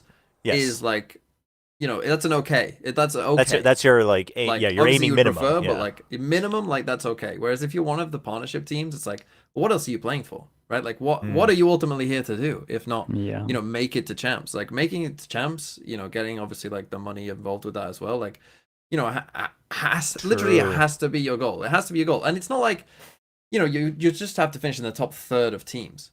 It's nothing too crazy. It's not like impossible to just finish in the top 4 of a region. Like that is a realistic goal, I think, for a lot of teams. And so, but again, it is hard, especially when you've been perhaps on a journey like it. We'll talk about BBL in a second, but for them, I think it's a bit different because obviously they've been consistently fourth. It's a bit different if you've kind of had a average to below average start and then you rise up and then fail. That I think is a little bit different because it's like, okay, well, we did improve, but at the same time, you might be like, well, we didn't start off well, so if everyone else makes improvements, then we might just be stuck again where we were. Mini, you press the panic trying- button. It went in doubt. Panic. Fucking panic. Trying not to react, but yeah. Koi was the only team in which I don't agree that I wasn't allowed to say this on broadcast, but like I wanted to say that Koi's goal this year was to be able to be in a position where they might attract some talent. And I don't think they even managed to get that. So there's like they genuinely wanted to bring in like big names, but obviously big names aren't going to want to join Koi. So like I think for them it was different. And some of the teams I don't quite agree that like ultimately you can say it's the top third, but the top third there's still a couple of teams that are guaranteed almost to make almost every single Masters anyway. So realistically, you got 1 to 2 slots extra some of the time. I mean, you say that, Mini, but Heretics and Fnatic went out 5th, 6th in this playoffs. Yeah, now, they had Fnatic had already made it, but throughout Heretics hadn't. Heretics hadn't made it. I mean, and true. They slipped up. Sure, like but you that's, might catch them on bad but days. in one instance of the year, yeah, it's like the outlier. I agree with but Sliggy that you should instance have the matters. approach of if I didn't make a Masters, I'd be like, this is a failure. You know what I mean? Like, but I don't know. There's a couple of teams where I wouldn't really put the same. I wouldn't say it's a failure. For Navi, sure, I think from it the is a outside, failure. yeah. For Navi, I think it is a failure to not. Okay. Because they do have enough of the structure and resources and longevity and experience and a mixture of everything that you would need to go to a Masters event or a Champions. So I think that is a failure. Okay. All right. Yeah, I just wanted to, because that's good discussion that's going to come up right all throughout because everyone's the fans or the teams or the orgs, different ways you view it. So I just wanted to kind of get your takes on it. But let's talk about one of those teams that maybe the story's a little bit different, right? Maybe the standard's a little bit different. BBL, I mean, started with some promise at the beginning of the year, continued to build up on it, really started firing up people's hopes about just a new team to root for in EMEA. And it just comes crashing down. And it starts in the upper final against a team which TMV might say, they already made, they're already looking okay, that they shouldn't have had to really go all out against BBL. Or maybe you could have shared the pie a little bit, but BBL were not able to battle through that, and they fall down in an incredible match, by the way. Oh, dude, I would say this was the match of the year, at least for me. Not necessarily skill. Bangkok finals. We had some madness in there. I mean, Bangkok finals also because it's like a final. Yeah. That's the thing as well. So like the final adds to it. But if you actually just look at the best of 3 of the year, I think it was this for like entertainment value, because some of these rounds, and it was like some of these rounds, and it was just every other round. Like every other round, you're like, oh shit, what's gonna go down now? It's like a 2v5. They've only got pistols. You're like actually watching because you're like, dude, they might win this with some of the shit that's been going down. So it was so entertaining. It was so fun. Yeah, this was an amazing game, a truly amazing game. As you say, Sliggy, the actual quality of game maybe not as high because there was a bunch of whoever went down in any round just turned into fucking god, and whoever had advantage just decided, I don't give a shit. Let me swing. Let me do this. Let me do that. I mean, just so many things. I mean, this as well. Jeez, this is to qualify for champs this round. For BBL. This is to qualify for champs if they win this round. Oh my god, incredible! I mean, Nats Unbind is just like it's a cheat code. It's a cheat code. It was sick as well because like Sociable carried Sunset as well to like an insane level. Like I've never actually seen the difference of like that one player and then everyone else so far behind. Like that was such a one-person carry on an insane level. And dude, I loved Sunset, man. Sunset, the ninja defuse at the second round. As soon as that happened, I was just like, oh man, this match is going to deliver. It really, really is. But Nats was a big difference maker on Bind as well. And dude, it was so entertaining, man. I feel watching bad for BB, Bind back a little bit today. And I think on broadcast we're thinking that like BBL kind of almost threw it away at the end and crumbled. But watching it back, Team Liquid were just complacent in those early rounds, in my opinion. Like the amount of 4v5s they just gave up because it just looked like they didn't care. Like they're just dying on B like every single time they went B in a way that's like, are you actually trying right now or not? Like, and so I do think it was BBL's to win, given that Team Liquid were complacent, and BBL absolutely crumbled at the end. Like they just did not, like the nerves got to them, the stress got to them, or something. It did not look like I hate to do it, but Levin losing like ISO ults to a classic, like that's not. Dudes, Yeah, his ults Oh. were really rough. They were really rough, his ults. And the like, amount it of times he would just does. like he would pop his shield just for And just nothing, for and then nothing, bro. just random ult later with it Yeah. without the shield, and I'm just like, what the this guy's got the I was like, craziest this guy ISO I've shouldn't have seen. played ISO if like Yeah. the fundamentals of Then ISO also were so- Sociable's Yoru as well sometimes. It's like sort Yeah. them around. Sociable's TPing sometimes just out on the middle of the fucking open, dying straight away as well. It was fucking crazy. It reminded me of the KC Liquid game, where Liquid again just had like not anything to play for, and they were just happy to just swing everything and go crazy. But this was it was unreal. I mean, Kurt, you have to show the Ninja Diffuse, which is round 2 of Sunset, Kurt, if you're not aware. Because when was the last time this happened? Against They Liquid see on him Ascent. as well, don't they? It Like, was they against see him Liquid on here. Ascent. They Like, happened before. why are they allowing him to run away? Dude, the fact they don't chase him here. Like, They what go- is, they go what is chill. Camo doing? Why did we ask him what he was doing? Because that is. I mean, I think they Oh, thought he was just gonna die to the spike and not I think they- actually yeah. go and defuse it. Like I don't think they thought he wasn't even gonna go try and tap it. Oh my god. It's so funny.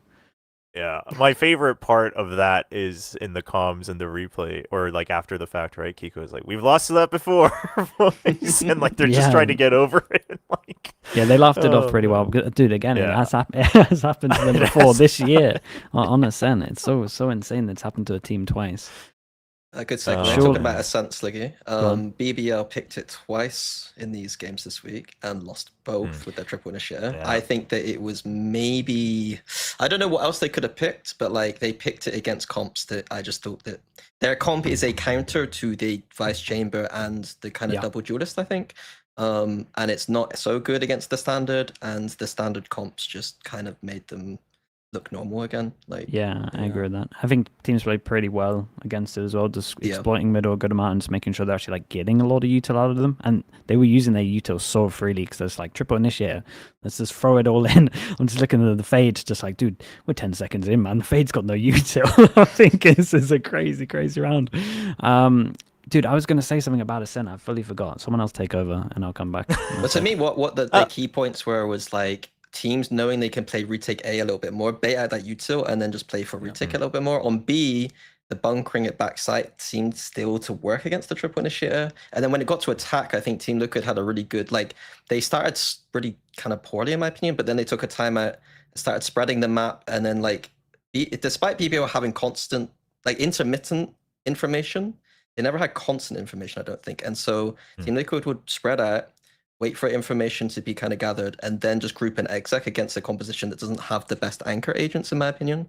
And it just worked really well on the attack. Dude, this is what I was going to say.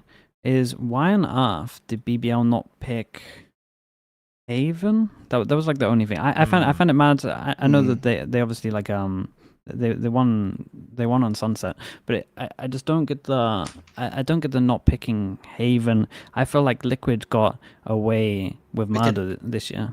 Did Team Liquid not ban it? No, they banned Not the first round. They banned Icebox right first. Oh. Yeah. BBL second banned Haven. Liquid They got did second ban it. Liquid got away with not playing an Icebox and a Haven for quite a yeah, long time. yeah. Considering that was their two worst maps, like kind of proven, and one of them would have to get floated. It's a little bit crazy that no one punished them for that, to be honest, in my books. And instead we want to play the map where Nats always drops 1,000,000 kills. And it's Yeah, like the the bind. god of the game. Yeah. And Oh, cannot man. die. It was truly. There was so. That's the thing. There's so much to talk about in this game. I mean, people played Yeah. all in the game. That I guess we can get through. But again, I mean, to put it in perspective, Sociable dropped 36 kills on Sunset. None of the rest of his team was positive. He went 36 No, that's what I and mean. 15. It's such a on hard carry. deadlock. Like, Yeah. 21 more kills than anybody else. Like, that's incredible. I don't think I've ever seen, like, I can't remember a performance like that in regulation going, like, truly just one person, I'll win as the game, never worry about it. Like, I mean, it was like, and that was, I mean, and you've got the ninja defuse in there. Like, there was so many crazy rounds. Genuinely, if you're going to rewatch any series from this year, Oh, it was best of insane. three, every yeah. other round, like you say, Sliggy, there was something crazy going on. It was like, what this time? And like, Yeah, oh, just waiting Liquid are in for a it. bad spot. Nats 3K. Yeah. You know, oh, now they're in a bad spot. Sociable. Go 4K. It's just unbelievable game. Unbelievable game. Yeah. We want to talk about Really, BBL's second game, though? Yeah, I mean, because they were, like you said, it's crazy because they were on bind 1 round away. They don't make it. And then, you know, you're thinking, okay, well, great game against Team Liquid. They should still have some hope. And there's not an ounce of it to be really seen in this best of 5. I mean, they just looked defeated, really, you know, despite having a full another BO5 to play, Mini. Yeah, I mean, the Ascent preparation from GIANTX looked pretty good. And then after that, I'll be honest, I wasn't really paying much attention. I thought that BBL were never going to win after that. Like, they just looked out of it completely. Yeah. I saw, I mean, pistols. I always talk about pistols, 5-1.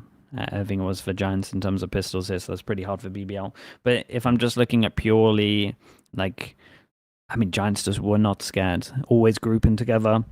Always like re-clearing a lot of information as soon as it had been made, especially on bind. Like they were very proactive on the defense as well, and it's just like, man, they're the ones that are not scared right now. Like they are not fearing to lose. They're just out here playing their own game, and they're just gonna win by doing it or lose by doing it. And the amount of times that they were just winning angels as well and just looked so confident. So I was just I came away from this just thinking it just looks like a real confidence difference in this one. Like BBL didn't look confident and Giants looked so confident. Like they looked so chill just playing it. Yeah, I think those roster moves from GIANTX, like despite it being Aura and Flickless who are rookies, like the amount of composure the team has compared to when Tomasi and Purple were on the team, like it's like maybe it's partly because they don't expect as much from themselves as like Tomasi and Purple might do. But yeah, like there was a narrative going to the grand finals that they just are extremely just stoic in these moments, it seems like, despite being a team that probably shouldn't be because they're so young and inexperienced, you know? Yeah. And Aura is such an interesting player because it just feels like 1 in every 3 to 4 maps that just go insane. Like he'll just go like full god mode for like a full map. And then in the other maps, like, you know, he'll still do fine. Oh, that's a sad image, isn't it? But it's just such a sad, again, for BBL, like the narrative of this team. And once they lost to Liquid, I did feel like there's a real chance that this is going to happen to them now, right? Of like they're just going to slightly miss out on literally every tournament. I wonder if they genuinely thought, because they probably thought they made it to champs after beating Heretics. Yeah. But I do wonder if, like, on any level that might have, I know it's like a weird thing to think about, but like I know it would have affected me a little bit if I'm like, got it to champs, probably 99% chance. Oh wait, Fnatic and Heretics just lose in the fucking lower bracket. Thanks, now we got a good prac again. Yeah. I do think it generally it was just the crumbling aspect was bigger, like sure, the but nerves and stress. And I do agree that can play in the back of your mind, especially like when you're thinking about like being in the present for your game. Like a lot of times you can think back at the past, be like, dude, I'd already kind of in my mind thought that I was going to champs, and that can that can play a lot in your mind, I think. Yeah, just kind of lingers, you know, even if you're trying to shut it out. I can see that. Yeah, I mean it's devastating. Before you go, Trevor, just like just think about BBL. They've been like the constant 4th best team, and they've been losing to those best 3 teams. They start this playoffs by beating Fnatic and Heretics. It's like they finally had overcome the giant to then just instantly not make it again. That's a crazy way to like go out. One round. They just had to win the one last round on bind. I mean, yeah, we talk about Nats being a magician on bind, but they were the ones who got to match point first. You know, they did everything they needed to, and they couldn't close it out. And yeah, I mean, I imagine it's all of these things, right? Like how close you were, you know, the thought that you had pretty much already made it, and probably after that, the losing and then crumbling, you know, the very next day having to play back to back there. I mean, I can't imagine. So it is devastating for BBL, absolutely. I think everyone agrees that, you know, they put on an amazing show for the year, but alas, that is the end of the road. But we've already talked about the other side of things, a little bit per match. But let's continue discussing GIANTX overall now, like looking forward then, and maybe even a little bit if we want in the grand finals, because obviously that was kind of the reverse. It was just a 3-0 clean sweep for Team Liquid. Not complete shutouts, but it was still not a single map for GIANTX. Talking about GIANTX, I mean, again, like in that BBL game, 4 or 3 people having plus 20 KD. The individuals and the teamwork all seem to really be coming online pretty consistently for this team, Sliggy. Yeah, and I think this comes down a little bit to the mental side as well. Like it's like what Minnie was saying earlier. You don't necessarily like want to take your foot off the pedal if you think you've got the champs. Or you have got the champs, but it does just naturally happen across the board in terms of like everyone would do it slightly.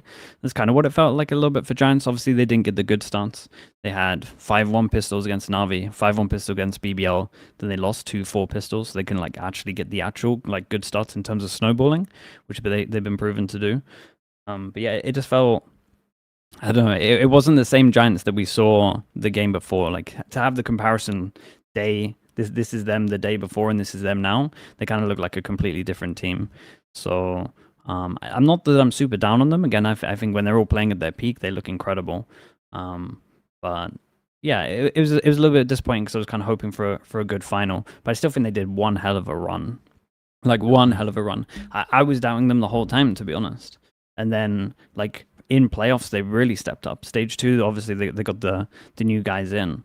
But it felt like every game up until the final, they were improving. So it was really cool. I felt like Flickless and Ara, as much as I don't like the comps that they're playing as well, like Flickless on the Flash Initiator has got great util, and he does frag out very heavy. So as much as I personally wouldn't play the comps, I feel like he's doing so good, Flickless. And I think Ara's step up. I think that he probably has maybe the best op that we've seen at the moment from EMEA, I would say. That's where I'm at. So I was super impressed by like those two, and then just on top of that, just Cloud's calling. So it is a bit of a disappointment for the final, but the actual whole run was super impressive. It really was. Yeah, the defense sides in particular, I think were a standout. I think that they were like, I think I had a stat where they were like the second best defense team in stage 2 at one point. Probably dropped down to 3rd at the end because Team Liquid were farming, but their defense sides impressed me in terms of like, again, double initiator isn't my cup of tea. I don't think it is like the best thing to play, but ultimately I think that like player comfort's one thing, but also coach comfort. Like maybe Pipson's just more of a double initiator comfort kind of person. I think the defense is what really shined to me was like their willingness to change their setups and also push.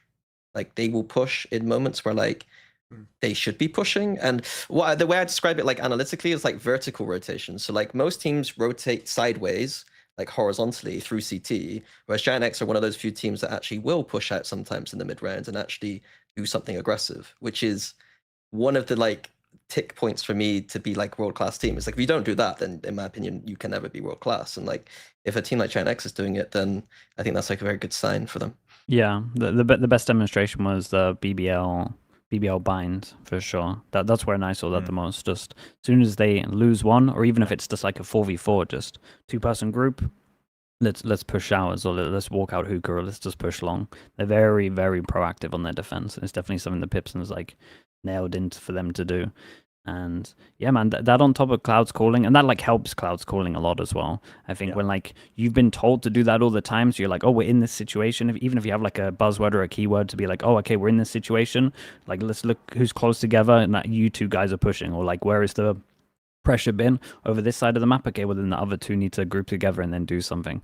They're very, very proactive. So kind of it makes sense about that stat that you said, Minnie, for them having such good defenses, because they're very proactive for sure, all the time, all maps. Yeah, I had likened it a lot to like Meteor and Munchkin synergy last year as well, right? Like whenever you need that information, it was someone's pushing out the other side, and then like you said, it makes the calling a lot easier. So you could see that really come into play. I agree, especially on bind. I did have a question though, since I didn't follow the region throughout like every single week, league to league.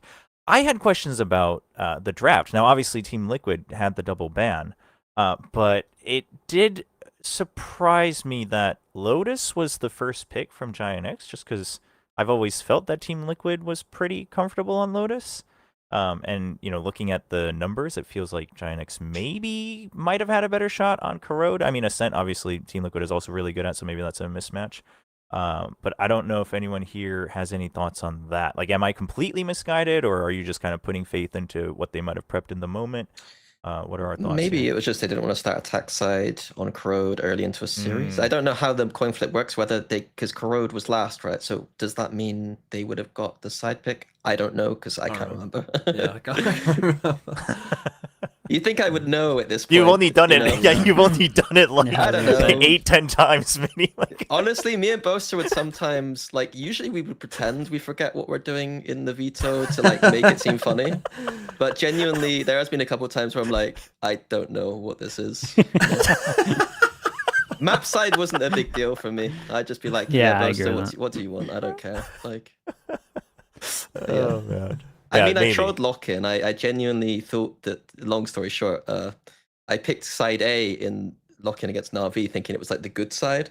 And then the admin started telling like NAVI that you get to pick the first map and you get the side and stuff. And I was like, wait, what's happened here? Because it was like a single elim format, not a double elim. Yeah. Right. And I was just yeah. using double elim format. Yeah. That was the biggest fraud moment of my career, I think, was winning a coin flip and then choosing the disadvantage side. So good. It was like, what the hell is this guy doing? Yeah. That's like, or they thought you were like really giving it, that you were like, oh, we're gonna win this so easy. We did win You guys have the 3-0, so- advantage. Yeah, Oh, it there you was go a then. 3-0. It was a 3-0. Oh man. All right. Yeah. Sorry. No, that's just. So yeah, maybe it was just to do with attack side. I generally think GIANTX are pretty good at Lotus, so it's not like the Mm. biggest deal. But as you said, Corrode is probably would have been a better bet in my opinion. Yeah, All from right. what we had seen from Liquid, I think that was like their weakest map out of the 5. Yeah, since they already had the double bans. TMV. You just reminded me, Minnie. A little light bulb went off in my head when you talked about that veto, and I was like, didn't NAVI troll that veto? I remember thinking that NAVI picked something great. They picked Lotus against you and got absolutely fucked in 2023 and only you knew how That's to what play my Lotus. mind games do to people. Yeah, they're there like, you go. oh god, let's pick the map for them. Yeah, they prepped so hard for your Lotus. They're like, well, we got to pick it, and then you beat them 13-4. And I remember thinking, like, why the fuck have NAVI picked Lotus when NAVI like That was the that's same. The only thing game they could play. before, I think we played 100 Thieves, and they picked Fracture into us when we were going to pick Fracture into them, and we beat them like 13-1, I think. So that was a tournament Mind just games. fraud Just map look like you have vetoes. no idea what you're doing and just Jedi mind trick them. Well, it worked for the rest of the year as well, because I was still baffled how no one in EMEA thought maybe we should ban Lotus against this team that's won like 15 times in a row. Yeah. I mean, Yeah. wasn't that like when I think we had, was it Icebox and Lotus? And then we went to Haven. We just had like I think we had too many maps where like you just insta lost. So I guess Yeah. just Yeah, pick good your ones. poison. Yeah, I during think. that year, for sure. That was pretty for fun sure. to 1-0 every single Yeah. series. Can you imagine? Just have a guaranteed win. Yeah, see, looks like it'd be fun. Easy mode right there. Yeah. All right, well, let's. We talked about obviously the teams that qualified, teams that got close, but we do still have to talk about Team Liquid lifting the trophy, bringing it home. Nats takes the MVP himself. Trex, a 2-time trophy lifter for this year, makes the comeback with Team Liquid. Does winning the trophy give a lot more confidence for you, TMV, now going into champs for Team Liquid, or did you just kind of assume this was likely? What's weird about this is I feel like Liquid's peak this stage was when they beat Fnatic. I actually don't think like they played as well in the playoffs. Like they were still good. Obviously, they won the tournament. Like they were still good, obviously. But I felt like it was a strange one. And obviously, I think the Liquid are a very good team and have a very high ceiling. And I think will do damage in champs. But it was an interesting one. Obviously, the way the bracket fell was kind of strange, right? Obviously, they were kind of the only one of the big three to kind of go deep at all, which obviously probably literally no one expected to happen. But I did feel, and again, they had qualified for champs, and when we talked about it in the BBL game, it was sloppy. And then we talked about this one as well. Giants maybe didn't quite hit the ceiling that they otherwise had, and Liquid are just a good enough team to where if you're not playing that great, like they will win because they're good, right? And they've got good players, and they have a system that works. Like obviously Nats and Kiko will frag out a lot, right? Trex, wins a lot of clutches, which he did again. I mean, this round is a good example where Nats just decides, okay, I'll just win the round. It doesn't matter. This one was nuts, yeah. Yeah, and that's the thing. Like they'll be able to do that. I don't. I think when they go to champs, I'm hoping to see more of kind of the early, like in the early part of the stage. You know, it looked like, oh, this team is like, you know, they're drilled. They know exactly what they're doing. They have like, you know, it's not just relying as much on individuals. You know, they are kind of playing really well as a team. I'm hoping that that is the case at champs. I think it will be. You know, again, because these games, whilst they, you know, you want to win a trophy, it's not like life or death. Whereas obviously at champs, you would hope that they're gonna lock in. So yeah, I think that they're gonna be good. I think I think that they should be good to make a fairly deep run into playoffs, and obviously they're going in as a 1 seed. I think they will take some confidence in the fact is how many of them have won a trophy before? Nats obviously has, as you said. He's They- talking won Masters or Kickers. Masters. That's it. Patty, I guess That's did Patty it, win yeah. a trophy with her? No, they didn't win any trophies. Only No. like Jesus only Christ. EMEA stuff, yeah. But I mean, I think the team looks really good, to be honest. I think the team looks really good. I think the thing that makes me feel very confident about them is they're winning the rounds that they shouldn't be winning as well. Like so many 4v5s, Yeah. so many times where it's just like hero plays or like low buys. Like you go into this one, you're like, oh, it's a low buy. The other team should be able to get some ults here, farm some money, and then Liquid just win it. They win so many low buys. So I think there's really good stuff. I think Trex is great. I think they kind of worked out. I remember when they first got him in, they were using him like kind of on Gecko, and then they were just like, okay, let's scrap this basically and put him just perma on scan, which I think is really good. I think he has a lot of impact, especially just with util. I think he's got some of the best util on like initiator at the moment as well. So I think I think Vitality fumbled a little bit there, to be honest with you. I think he's a great player, a great pickup. And dude, it just fills me with confidence because Giants are good. Like you saw that BBL game, how insane they looked. So to make them look not on the same level, I don't want to take that away from them because I think that's a good feat, man, to do this, and you're gonna have great confidence. And their map pool is gonna be pretty decent. Take away the icebox, which they were banning, bring back Abyss. They've never lost on Abyss, and then all they've got to do is just get their Haven up to a level. Or they could keep perma banning it. You don't really know how they're gonna go with it, but I think they're in an incredible spot. It just everything makes a lot of sense, and I think they have a lot to learn from their playoff runs as well. It's not just like it doesn't look like everything's great over there, which I think is good as well, because there's like rounds where it's like, guys, we shouldn't be losing these. Yeah. So the fact that you can actually like identify them relatively easy early on before you go to champs, I think there's a lot of nice footage. They get for them to ninja look back. diffused in champs. Surely not. Not 3 times this year. Yeah.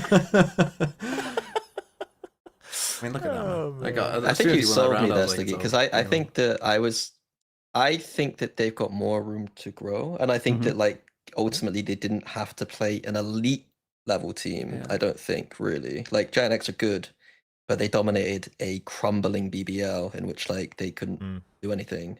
I think that generally speaking, I like how they play. I think that they are better with double Judas than generally double Initiator. Again, I just think it's stronger in general. I think going to champs, there are some things on their defense that are really nice to see. But I was saying it all the way through the grand finals that like they are a very retake heavy team, and there are some reads about where and how they play for retake that I think that anti-stratting I think is only relevant to world-class teams in my opinion. I think that sometimes that like a lot of the lower level teams aren't comfortable with it. So it would be chances where like some of these tendencies where they do have a very structured game on the defense where that will be identified, especially like Siggy was saying around ults. They're pretty good around ults and yeah, playing for retake, but there's just tendencies, I guess.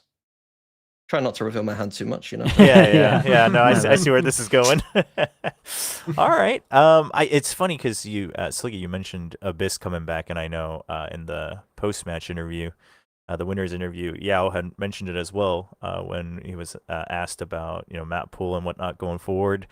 Kind of talked about how it'd be great to play against DRX, who also has an incredible win record. Yeah. So basically, someone in my chat asked me to name like the top 3. I think it was name the top 3 Abyss teams, and I said in order: DRX, Liquid, like most recent G2. That's what I said is my top 3. And then he was like, but he's like DRX question mark. He's like, we haven't lost yet. And I'm like, yeah, but DRX kind of look unbelievable when they play them up as well. So I think he took that a little bit personally. And then now they've got DRX in their drawer as well. So it couldn't be any perfect. So I really hope, dude, DRX Liquid, if we actually got Abyss's 3rd map, oh my goodness, it would be sick. Oh my Because gosh. that is the 2 best, in my opinion, on this map that we've seen. Like obviously at the peak, some stuff has changed in terms of rosters, but Yeah, it's meta's changed a little bit, but yeah, yeah. understanding the map for sure. Yeah, that I hope so. Obviously, It'd be we'll get to all so of that good. later, but that's something to look forward to. Yeah, I mean, watching it, I just thought Liquid looks good. From my point of view, I get where you're coming from, Minnie. But I don't think it's at a level to, and I don't think you meant it this way, but to detract from them. It's just that you expect like they should like be able obviously to. for expectations. Like I think I said that when they got Trex in, like it's not about when they make or if they make champs, it's about how far they go. So like when I speak about Team Liquid, it's just I'm unfortunately putting them in that are they top 4 in the world kind of level, or right. are they just winning EMEA kind of thing? You know what I mean? Yeah. All right. Well, those are all the matches that we had.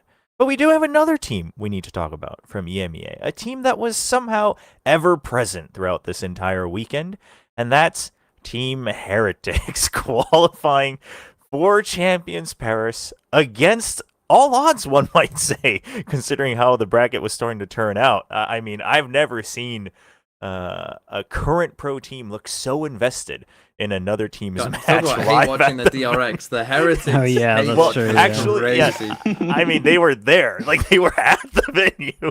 Literally, it cracked me up that Gen.G in the mid-game interview was like, we need to start winning these duels, and we need to shoot better. Yeah. And I was like, what do you mean we, bro? You're not a team. But they're going. Now, TMV, I want to start with you because you had mentioned it today as well. You mentioned it to me before. You thought there was a pretty good chance that they weren't going to make it. But now that they're going, where are your hopes for Team Heretics? I would see it like this, right? That they are one of the teams that can win this tournament because their ceiling is high enough to win a tournament. And we pretty much know that, right? Even though they haven't. But, like, we know that they can, if they play at their best, they can win this tournament. Obviously, we perhaps thought that going into Toronto as well, and they completely, shit the bed, essentially, right? They played horribly and didn't even win a map, right? So, it's interesting, but I would say what's probably going to happen is, of the teams that we think can win this tournament, there are a couple teams like G2 and Paper X that I would be fucking shocked if they didn't make it out of groups, right? Like, absolutely shocked. Then I would say there's like a next bracket of teams that if they play to their ceiling, they can win the tournament. But they also could lose to other decent teams if they aren't playing well. And I would put Heretics in that bracket of like the different outcome for them is maybe as high as it as as different as it could be for any team, because like again they won every single game in group stage, looking perfectly fine, looking like their haven is unbeatable. Of that, they get into playoffs and they don't win a game. Right, against teams that they are better than. Like they just, throughout the entire year, they have been better than them.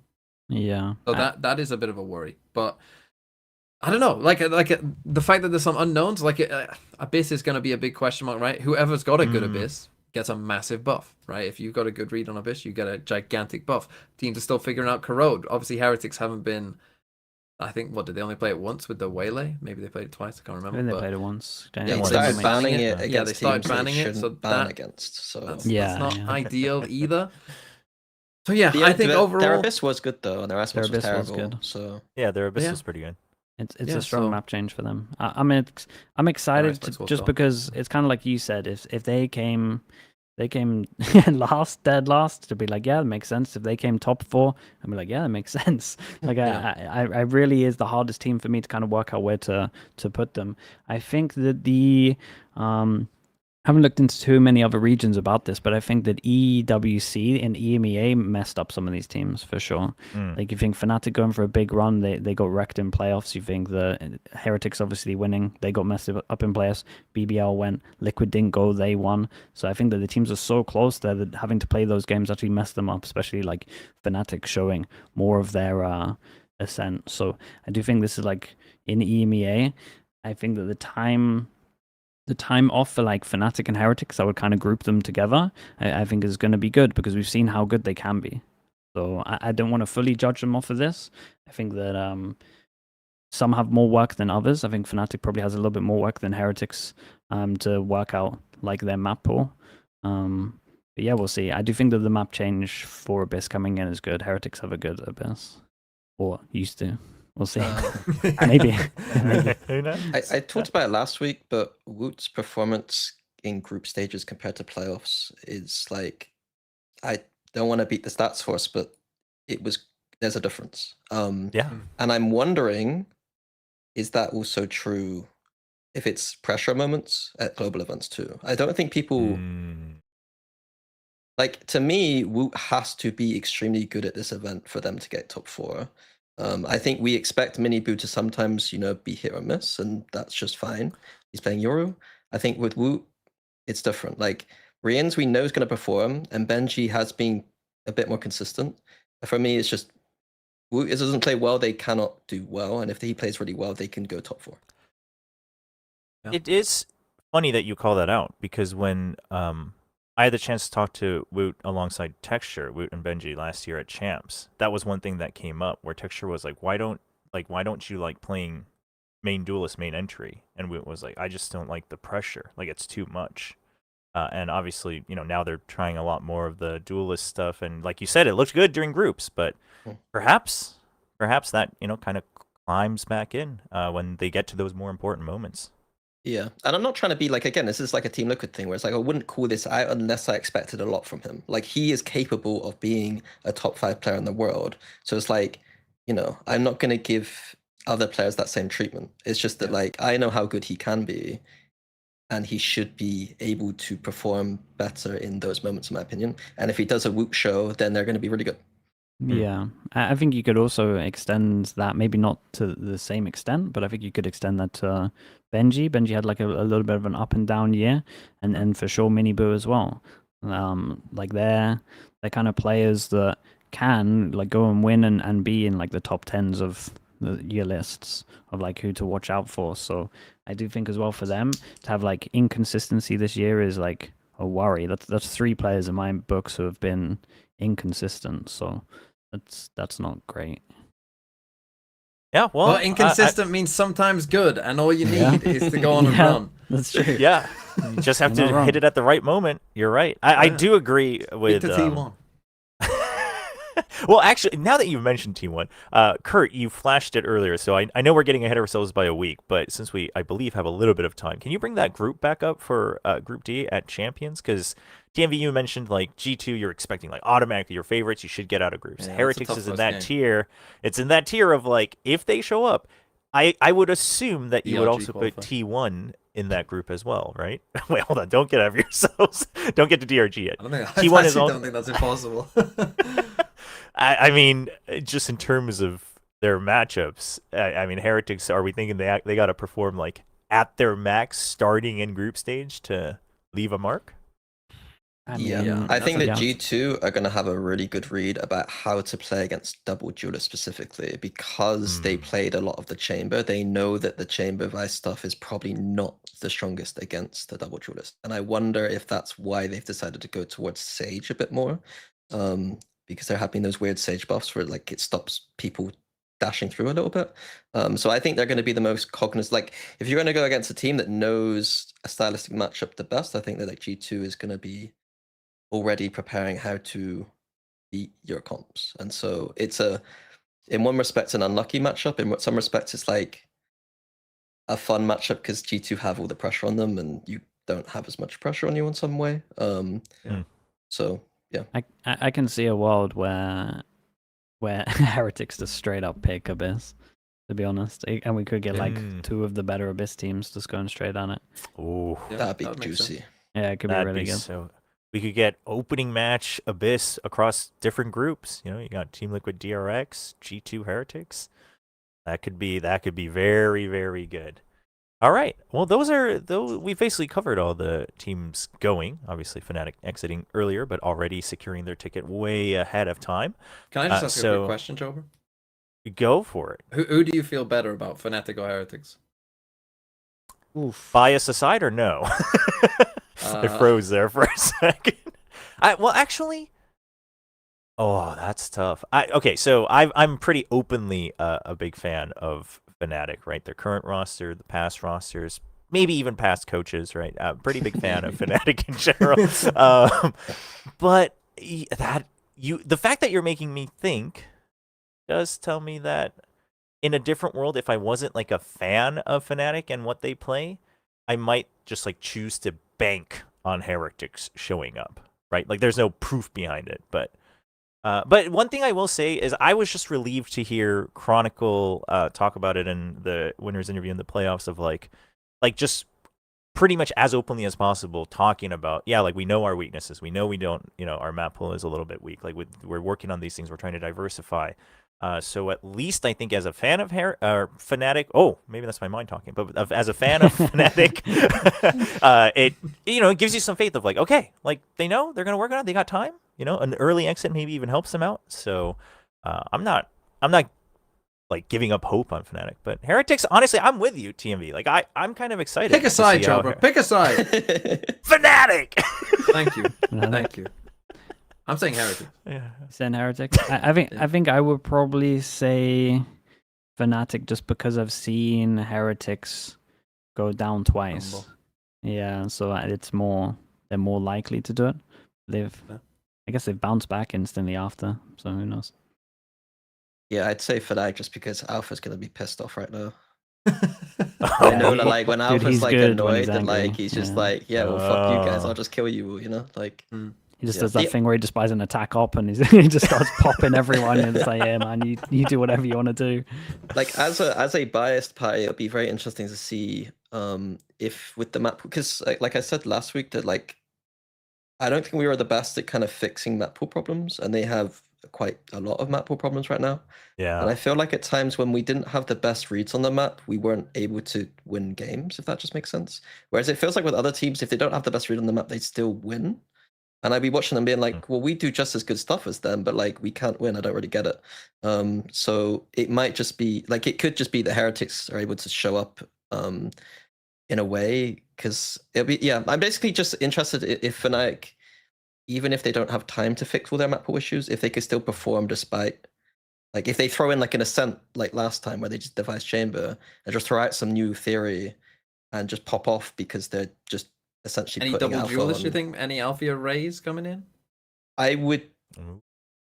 What maps could they? I would hope so. One set, maybe? To be honest with Oh, you, I mean, they don't play something. I think that I think Alpha should be playing Rays a lot more. To be fair, Ooh. yeah. Okay. All right. Bind, maybe? Bind? Yeah, bind is raise a your- possibility. I like their bind right now. Yeah, but honestly. he But yeah, focus their on bind's tail, to fine, be fair. though. He just Yeah. like, he That's doesn't one of the need any maps. utility, Yeah, he that's one of the just maps they fucking- don't have to worry about. Yeah, he just destroys everyone anyway. It's more like their sunset. But dude, the sunset could be so good, but I don't know. I think they need to have a comp that either suits Boast's calling more or he changes up his style of calling. Oh, I don't get it. Like he can like I asked them and they asked me anything. I'll report back to you when they answer. But they wasn't asking me anything, and I just asked like, why do you guys play so slow even with like Neon? Like what's going on? Like he can do it. Like the strats he can make are unbelievable. It's just for some reason. Yeah, they did it on their They- split when they were playing double Dude, duelists. They ran. Yeah. used to always do it. Yeah. Like, I don't know. It used to be one of their go-tos. Just set strat. I don't. It's interesting we just don't see it anymore. Like at all, really. So it's definitely something that I think they should try and focus on bringing back. And again, Copium Boast is great at doing is- them. So Copium is they were saving strats. That is the Copium. They do have the set double duelist strats ready, or the set strats ready. It's just they weren't running them. I'm not. I don't believe that at all for a second. But Right. but it's out there. But it's it's out there for feeding the someone to masses. release. It's copium that the masses need, Minnie. Yeah. Yeah, the delirium and seeping through. All right. Just like with Pacific, unless anyone else has random questions they want to throw at me like TMV, I think we might be done a little early with this segment, Kurt. I don't know if we're ready to move Yeah, along. we're ready to take a break. I need to use the restroom. We got Dan and Bren ready to go soon. Oh, wait, no, Minnie doesn't want to let you go to the I restroom. can confirm that the trophy doesn't look better when it's an angle. Okay. You know what? We did. Everyone was trying to be like, "Oh, I'm sure it looks. No, I'm no. sure To be it's fair, fine." the producer said it didn't photograph very well, and I'd agree with that. And there were some cool angles with like the mirrored edges. Yeah, that was cool. But ultimately, I think it was trying too hard, and Yeah. I respect trying to hit your skill ceiling, but Yeah.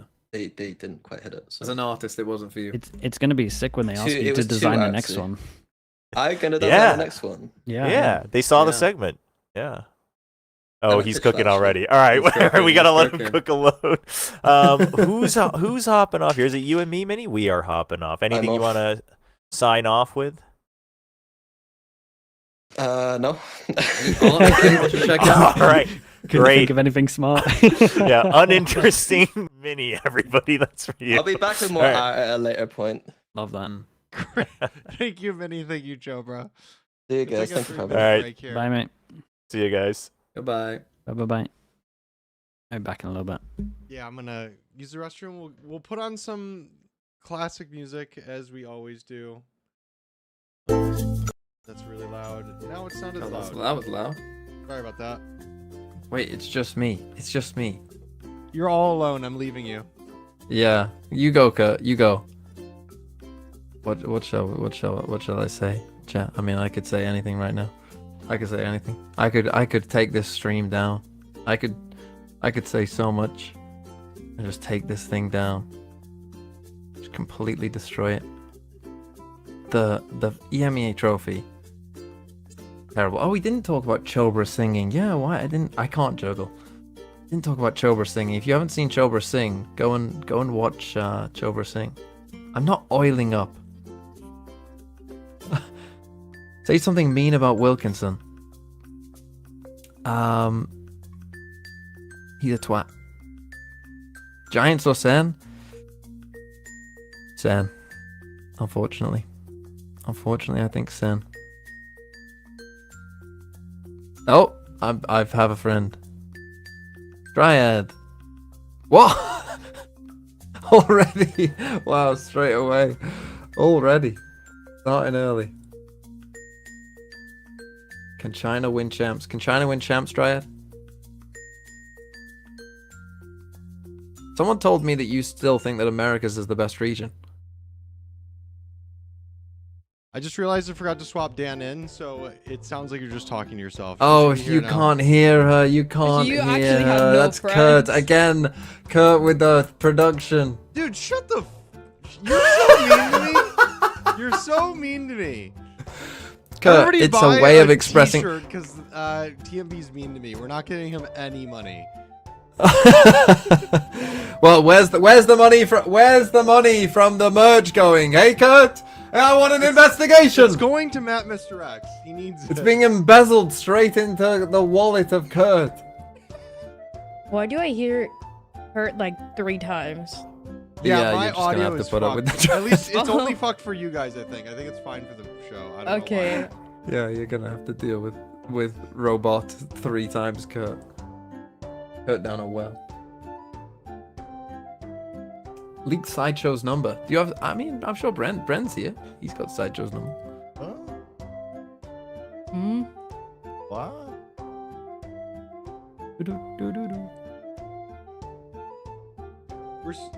Bren, you can hear me like 50 times, but that's okay. Don't Yeah. panic. I'm We're panicking. waiting for Sliggy. He's back. Nice. Let's do this. Hello. Hello. Those members need to go up. They need to go up. You need They to get do. the merch. That You was get the very- $5 off. Very jaunty medieval tune that we came in with. Yeah, well, that's fitting for you, Bren. Yes. You're dressed Yep. kind of like what I assume a I'm medieval dressed like a peasant might wear. But I can sort of, maybe I can. Do the my lord. There we go. Hold on. Wait a minute. Hold on, I'm cooking. Edge wall in keep. I forgot what he says. Hold on. We're going to find it.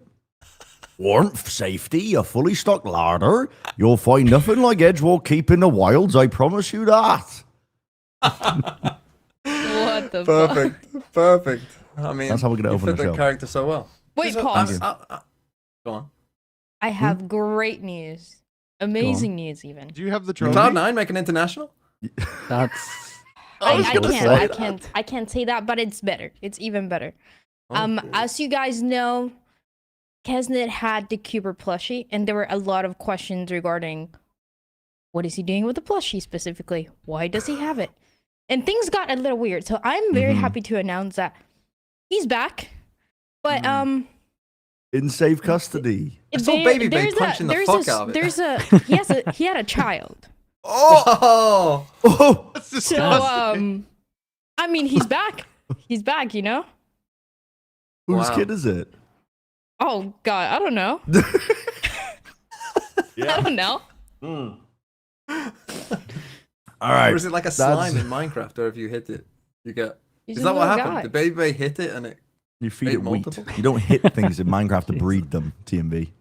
Oh, but a slime, if you hit What? it, creates Wait, what are you multiple, no? saying? Well, yeah, it does. Yeah, he's Well, talking there about you go. Minecraft.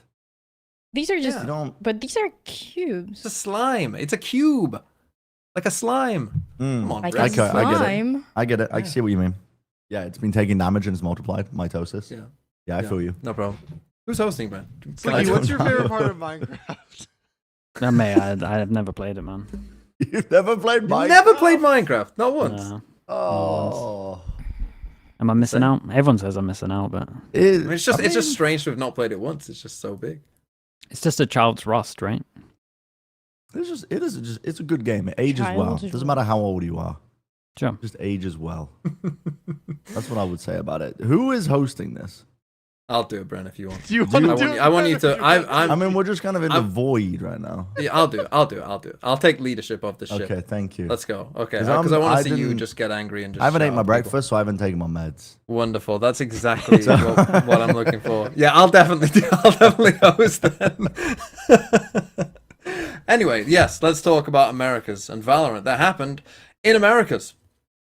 Now, welcome, Dryad and Bren. Welcome to the show. Welcome. Thank you. To Plat Chat. Good to have you here. Good to have the cat as well.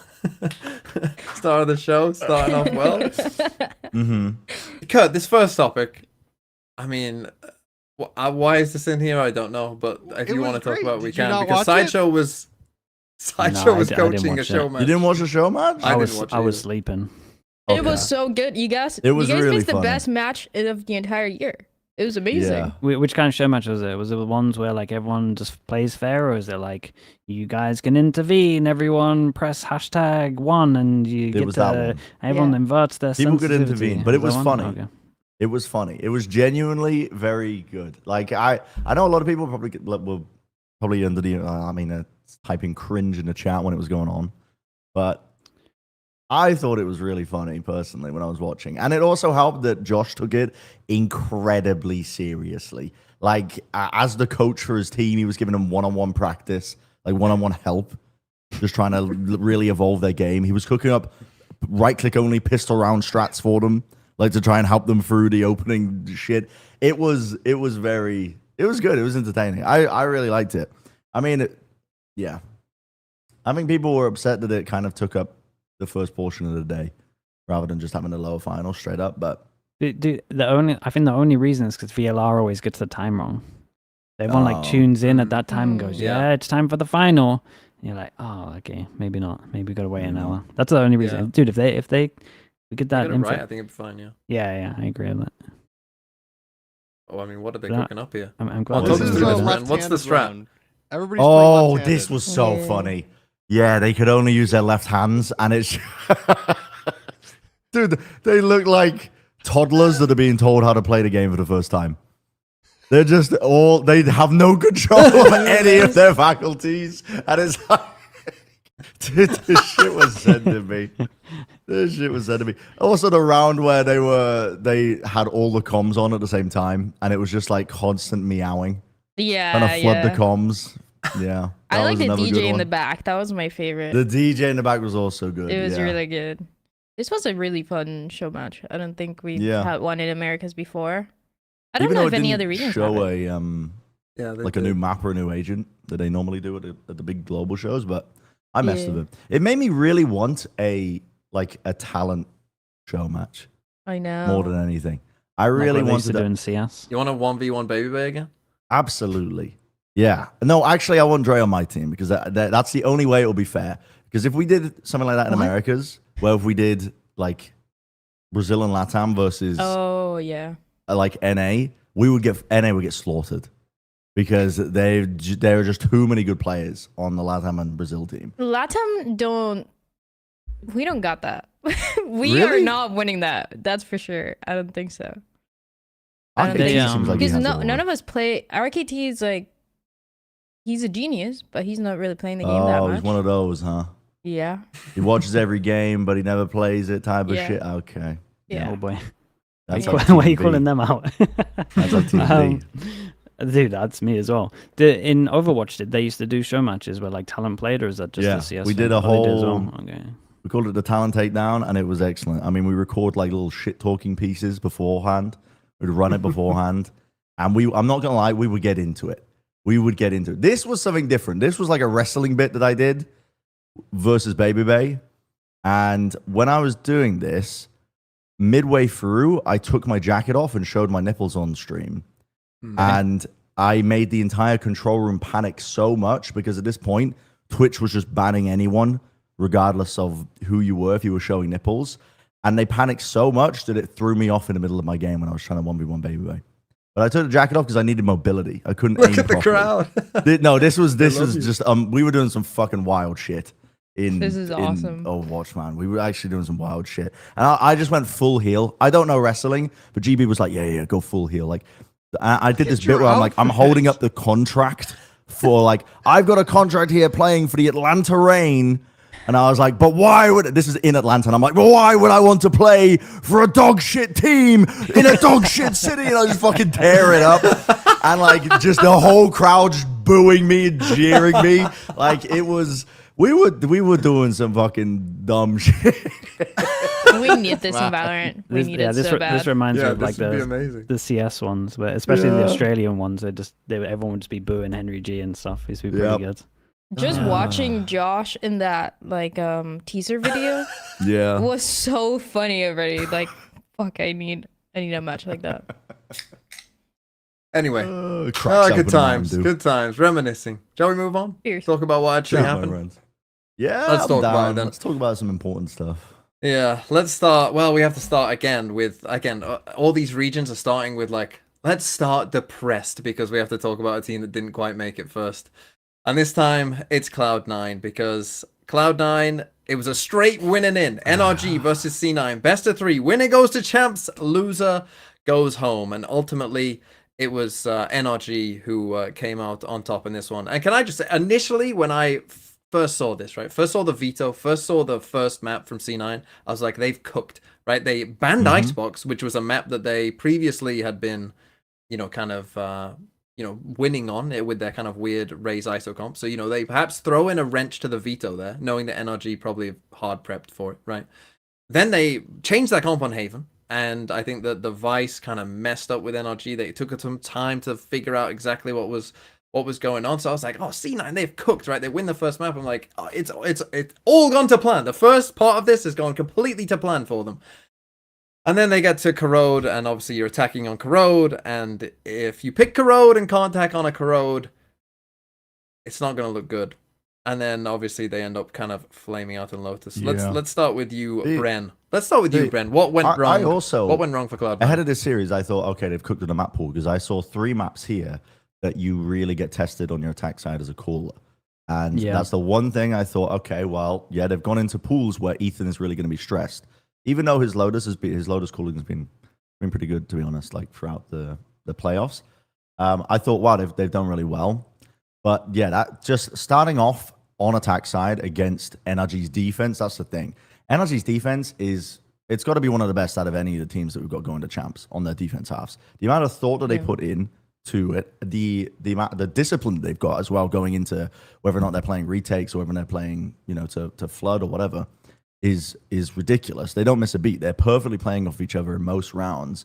It's they're a tough team to crack at all, to be honest. And yeah, I mean, as soon as I don't know. It's just, that Corrode was different. I was speaking to Imi straight afterwards, and Imi was like, do you think we should have picked Sunset instead? And I was like, well, I mean, it's just hindsight, right? It's hindsight analysis, thinking, we should have probably gone into a weaker map instead for them. But I liked where they were going initially with it. I saw the vision in terms of picking these maps that are, they really do test these attack side calling, and that's been a struggle for NRG.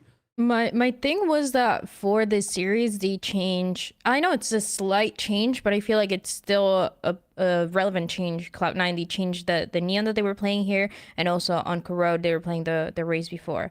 And I just feel like this is honestly a team that, even if it's just Oxy, the only one that is a difference going, from the Jet to the Neon here, it really, I feel like, does change the way that they want to play it. I don't think this is a team that can just go from one composition to another, from one match to another, and then be as good as they were before. This Haven map, it was kind of weird seeing it throughout the stage, but I felt like it was pretty good. They had some, like, great things that they could do, and I feel like it got closer than it had to. Obviously, on Corrode, it was the same thing. In this match, you really got to see the problems that the Sky, for example, had. That, it worked before with the Raze. They had some ideas, but here it was pretty much like Oxy was not playing on Neon at all. And then the Sky flashes, that it was the only thing that they had to go through the chokes, and every single time NRG was dodging them and then swinging, getting one, backing up. They were playing it so well. So I feel like, it was a little bit of the map pool, but also a little bit of taking those risks and not ever being comfortable on Corrode, for example. They could not get anything going. Yeah, I echo a lot of this. I thought the Haven was genius. I think bringing it out of Vice against like NRG, who have been criticized for sure in terms of not knowing how to mid-round, to then have a agent that forces you to default, or at the very least you got the wall up and then you got heavy stop for when they want to do fast strats. I thought that was absolutely genius. Like, they completely owned it with the fast map and the game plan. And then Corrode's a no-show for me, so I kind of you gotta just give NRG their props. They actually look really good on that map, and then kind of move on to Lotus. I think Lotus, they messed up, man. I think C9 had that. I think the way they were playing a lot of their attacks, there was like two really important rounds for C9 to snowball their attack. One was the second round, like against the eco, where they're splitting. I say splitting over towards A. They're literally hitting A, but they don't even tap the door or go through door. So when they're going into A, they have to worry about tree pressure from door. And it's like, guys, you've now just... Instead of just pinching over towards a site where you only have to focus on the back, you're now having to worry about tree. You have to worry about like 4 angles now, because you have to go in and then you have to swing at the back, and you're worried about tree. So I feel like Mitch has actually called it. I think Mitch has been calling really good. This one game, like when it mattered the most, I felt like the calling let him down a little bit, because the Lotus here to split A, or not split A, or just go A without going through tree is madness. There's a reason why teams don't do it. And to see it twice on big pivotal rounds was really weird for me. That was like, especially against the eco, you're making it so hard. You make it so hard, like for yourself to hit an A when you have to check over towards tree. I don't know. I've never seen it before. There's a reason why teams don't do it. So that for me was just like, to get full eco doing that is devastating. It's tough. Yeah. And NRG, they have like one of those little sneaky ideas where they just stack A and they're just all playing A no matter what. And unfortunately, Cloud9, they kind of make that call to go to A before or maybe they've gotten, the lurk has kind of gone deep enough to see that is the case, right? And so it feels to me that both Cloud9 and Sen were underestimating how good this map of Lotus and Corrode was for NRG. Dude, look at this though. I mean, they're only just this was opening such the a door cool now. idea. They've already exec'd onto the site, Yeah. and now my guy has opened the door. Like, this is criminal behavior. Can't be doing this. I don't want to see this shit in tier 3 or ranked, to be honest. I do appreciate the eco idea though. The eco idea is full stack shot. Yeah. I'm not taking Just anything like away from off players' NRG. contact, sees, snakebite, nade. It's like It's just the pressure stuff, man. It's just Yeah. pressure getting to you. I feel like we're being robbed of a potentially really good team at Champs, though, with Cloud9 going out here, just because of for whatever reason, the rule set being different in terms of the way that the tiebreaker worked out, where MIBI ended up qualifying, instead of having the 2 teams qualified by making it into this match here that's been played. Yeah, I feel like we've been robbed, because this team was genuinely making such good improvements with every single match they played. Yeah. And week to week. Like Cloud9, like we said, the calling initially, the attack side calling was looking pretty rough. Like I remember week 1 against Fury, I know they beat them like 13-5, but the attack side of their Haven, we were clowning on them because they were trying to play slow.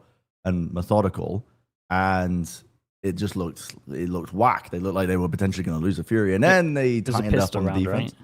They had a pistol round where they ran out of time on attack. Maybe, Oh, yeah. God. I think that was Yeah. it.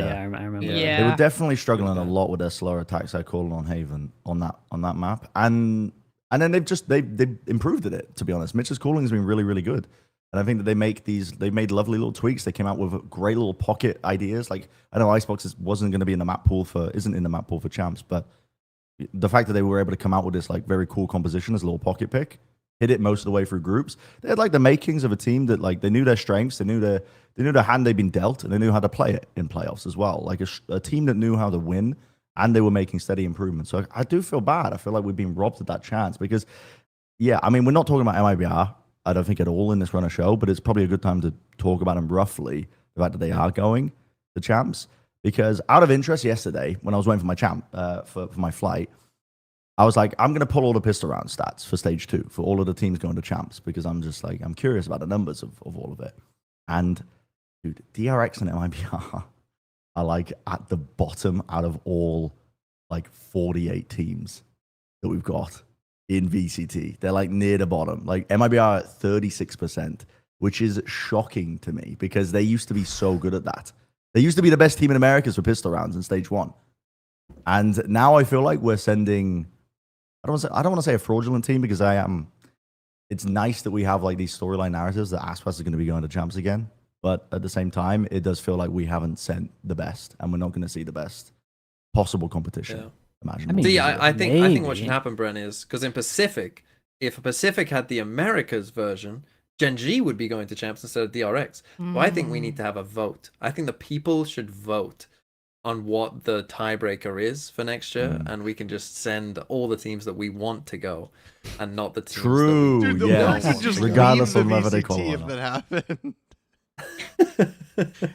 See, I think when you say that as like your stat, that makes me feel not too bad about MIBR because Yeah, maybe they can bounce back. Pistols with a are bunch of easy to pistols. clean up. Yeah.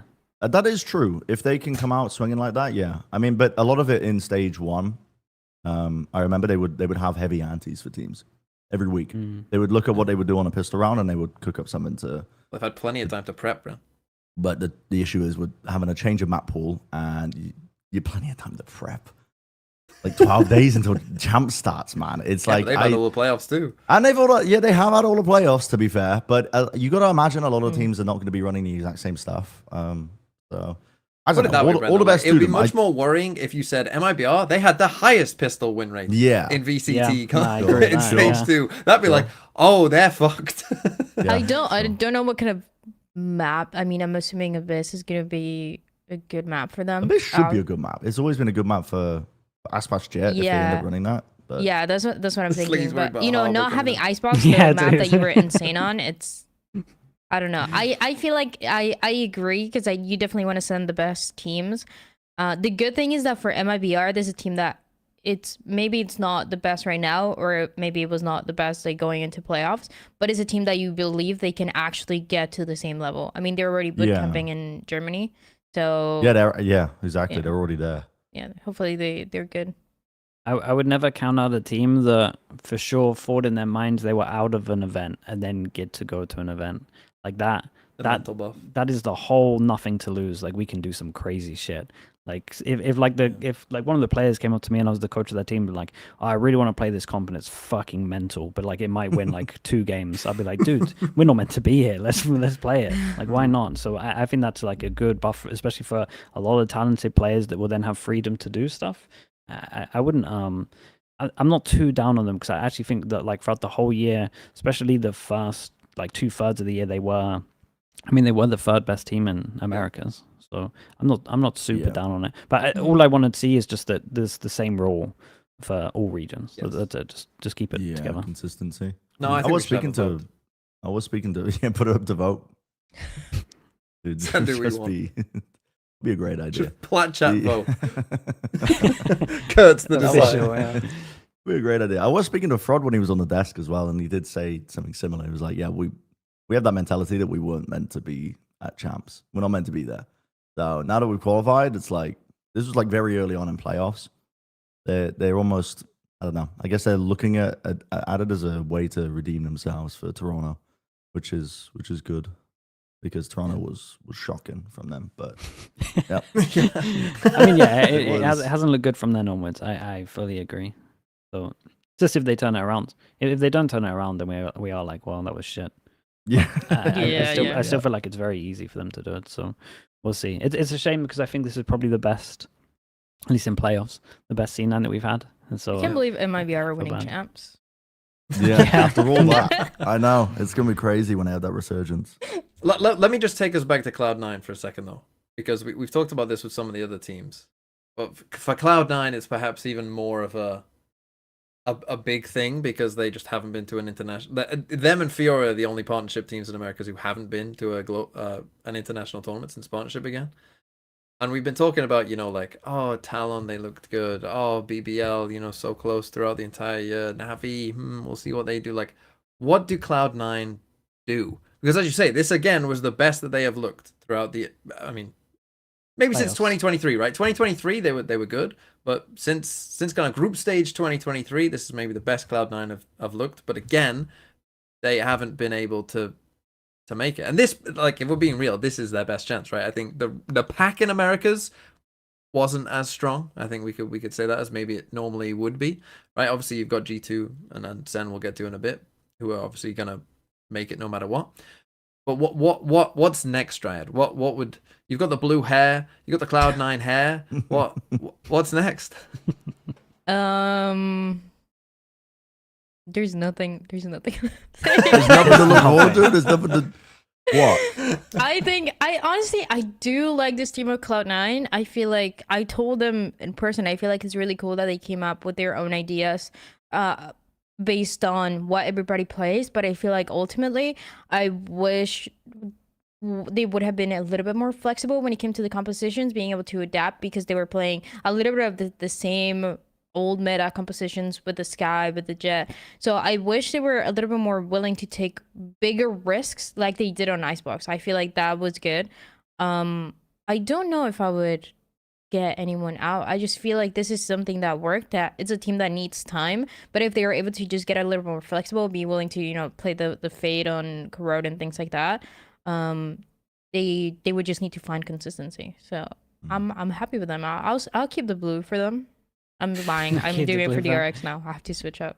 I think in Valorant, if something doesn't happen for a long time, then changes pretty much have to get made. I think the one thing that's like really good is that they've got another star player in Vic.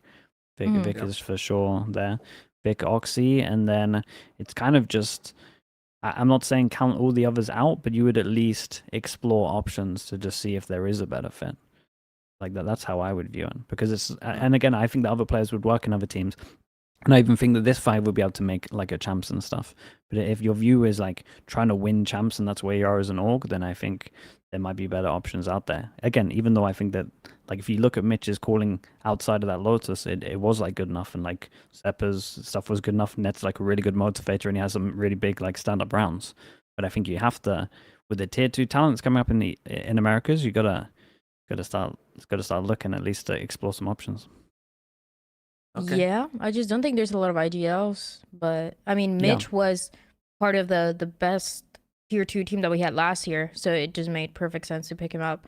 But yeah, I think the IGLing is always something that it's going to be the hardest for teams to find exactly what fits them right. Okay, let's I think your cat has decided that we're moving on.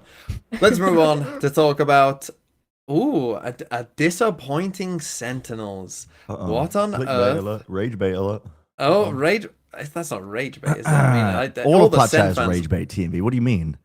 You're right, actually. You're so We've right. never we've done custom that. curated the You're so perfect right. content to rage bait the most people in Valorant ever. That's why In we're fact, so successful. Kurt, you need to start changing the thumbnails. Just put the thumbnails something like "Sen are shit?" Question. That's what we mark, used you to know, do. Yeah, I Used to did. do I that. stopped doing that. I don't want to be mean to players. You guys can. Be. Yeah. I don't want to.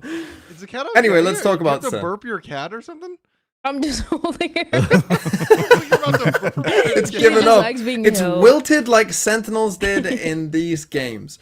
Because Sen, they played against G2, the El Clasico of Americas, and well, it didn't go very well at all. They got kind of owned, to be honest. And then it's like, okay, you lost to G2, losing to G2, that's fine. Go and prove that you're better than NRG. We'll get to them in a second, but a resurgent NRG kind of takes them to town somewhat as well. So let's just start off here. Sliggy, how worried should we be for Sentinels? I don't think. I mean, I don't think they're in form to win right now.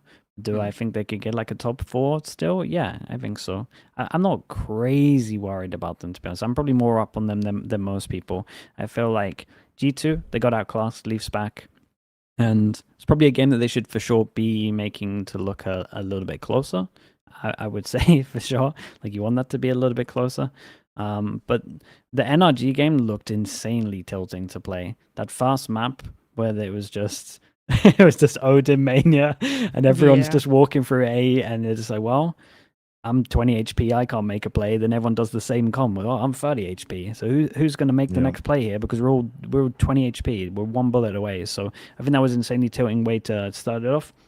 Pretty frustrating for them to come up against a lot of stuff. But in terms of actually being down on Sentinels, I'm not crazy. I'm not crazy down on them. I think they can still get like a top 4 or something. But they can't win playing like this. No doubt about that. It depends where your like expectations are. Call with, oh, sorry, you want to talk about their expectations? No, I mean you can keep going. I'm just saying I mean, it's personal expectations of like where people want them to be.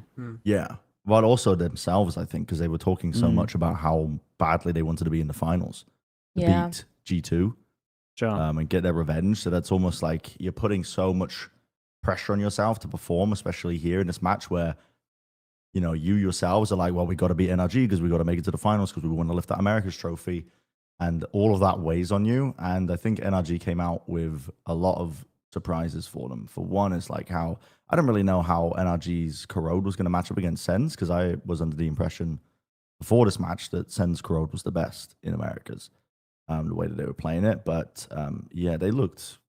NRG's Corrode might be the best in Americas now. So I don't know. They definitely got a wake up call in that regard. The Lotus, like you were saying, I completely agree with how tilting it was. They were just it was death by 1,000 cuts constantly. Like you're just getting whistled down. There's no like all the usual things that you're going to be expecting to get away with. They just couldn't. You know, as soon as the economy gets rolling because of the pistol round and the bonus conversion of NRG, good luck. Like they're on their defense. They got all the weaponry they could ever want for the rest of the half. Like they were in a really tough spot from the get-go of this series. But I think the pressure that they applied to themselves was one of the biggest factors, at least. Yeah, it's one of the things that we were talking about since like their opening match of stage 2, that they were saying, you know, we're aiming to win the whole stage, to win against all the teams. And it seems like it's a cool mentality to have, because not a lot of teams are able to say that. They're usually everybody's, you know, taking it match by match. So it's cool, but it's something that, you know, it requires people being able to handle that pressure, and I feel like it got too much. I feel like ultimately this series they could have won, but it came down to the maps. Again, Sentinels are pretty good on Lotus, but they're also pretty good on Corrode, and you think that you'd be able to match up Energy or be able to win against them, even though they also have really good maps with Lotus and Corrode. And that was not the case. They had, you know, specific plans around the defense, they were also, that was the day where we saw Energy look the best on attack, on Corrode and on Icebox. So it just felt like Sentinels had a couple things going for them, but Energy was just way better than them. I still feel like, yeah, the way that they handle that pressure, or the way that they put that pressure on themselves, is ultimately what could have cost it. But I feel like the series could have played out very different, and I still feel like they're fine. Kaplan said in the interview of, after the first match that they lost, we're still getting used to, I mean, losing in this stage is not something that we had to do before, so trying to go from those learning lessons of that match that they lost, and now they're going to do that even more for champ, so I feel like they should be fine. Yeah, there was an interview with Rav that Kaplan did, and he literally said, like, in the group stage, because of the way their group was, right, like they just didn't get challenged.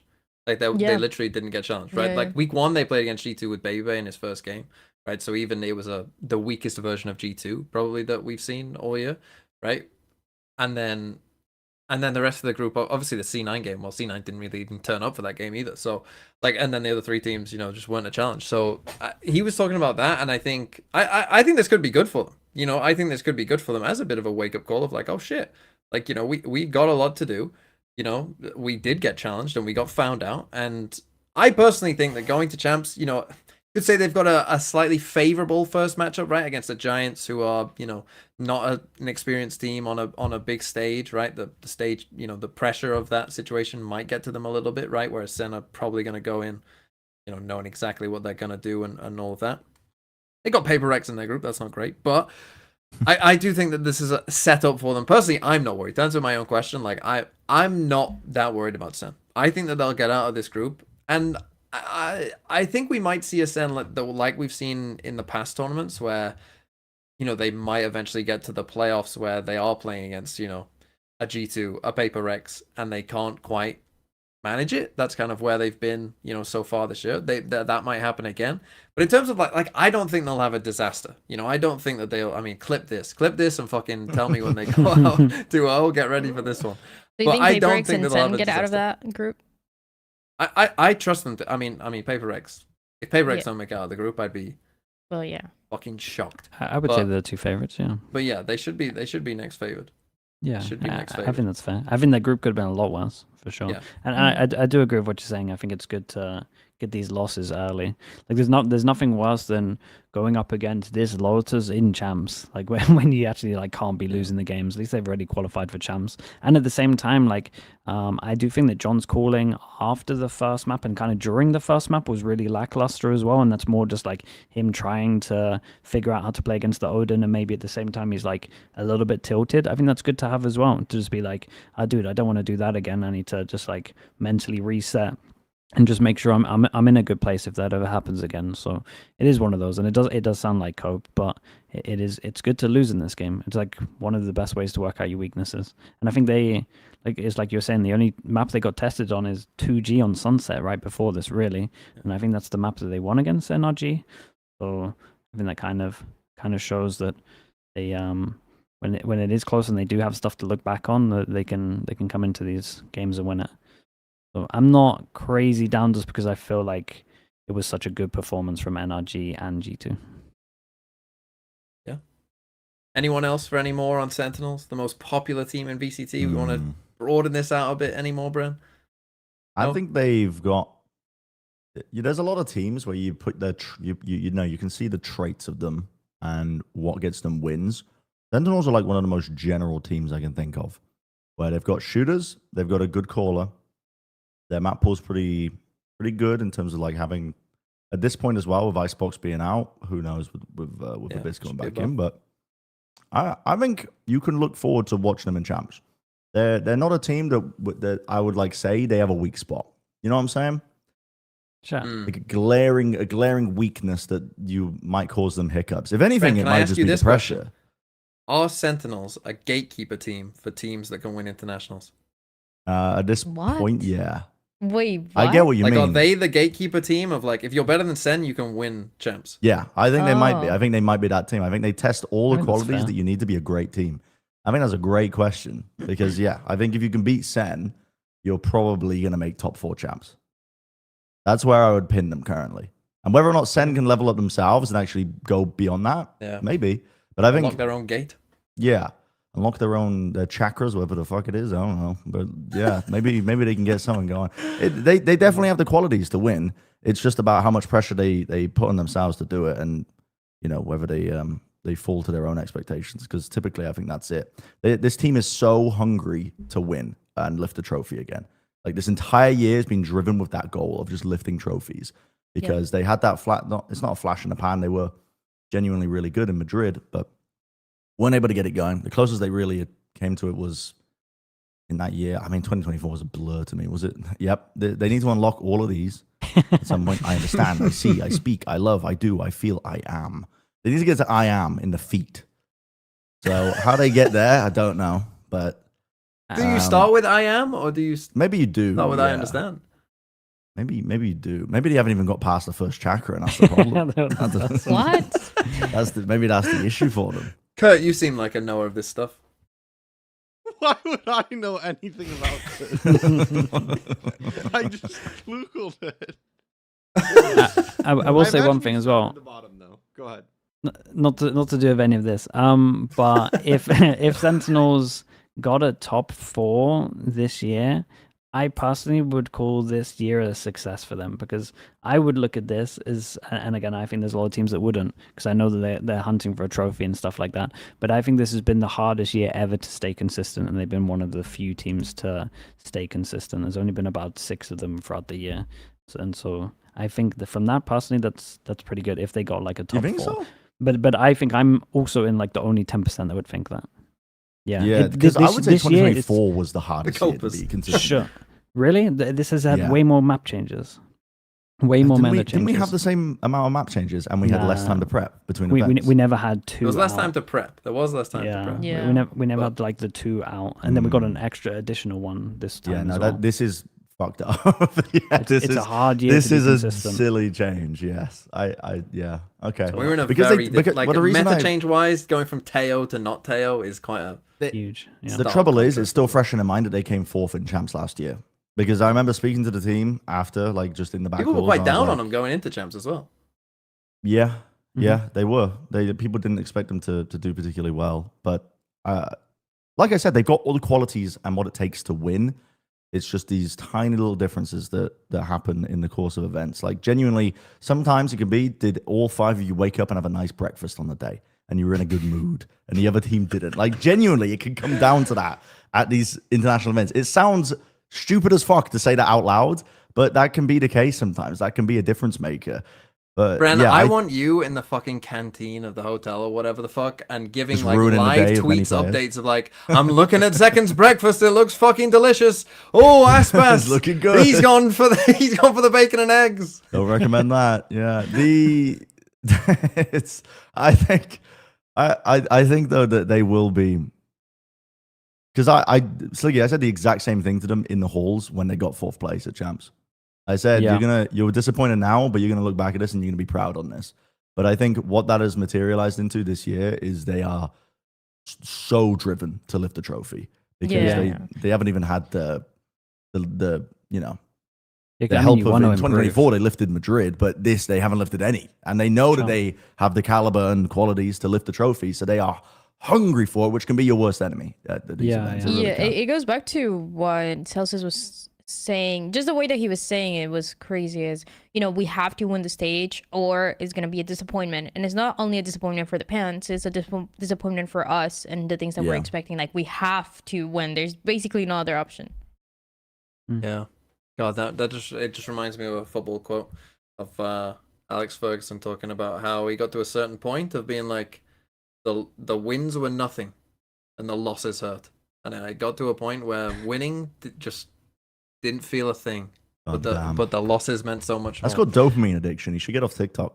I don't have TikTok, Bren. Do you? No. I mean Alex Ferguson. He You should should, get off yeah, he's on TikTok. it Alex non-stop. Ferguson. In like Okay, 2006, whenever the fuck that quote was. Yeah, probably. Yep. Anyway, let's talk. Let's positive. Let's go dopamine, Bren, shall we? Positive time, because NRG time. Because NRG. Hallelujah! There is a 3rd team in Americas. Did you all know this? There are more Yeah. teams than 2 in Americas, and Yeah. a 3rd one Now, decided to okay, show look, up. caveat. Let's add a little Go on. caveat to this. One of their best maps is removed. Moving forward. Jesus, bring Damn, the you're energy you're right starting down. us I'm off trying with to that. fucking get Now, positive. you came to the What wrong happened person, to the 'cause positive weeks? Well, Kurt, I'm the can number we one bring hate back watcher of positive NRG. week? I'm the number one. I can respect their game, that they're a good team, but I've also Right, just been Dryad, I've been I'm gonna come to cessfully you. hate-watching. NRG, they played very well for this window. They managed to not destroy, but they beat Cloud9. They somewhat did, kind of own Sen, and they made it to champs and were feeling good. And unlike the hater of Bren, give me some positive news for NRG and why you're so excited to see them at champs. I am Please. so excited to see them Oh, because for fuck's sake.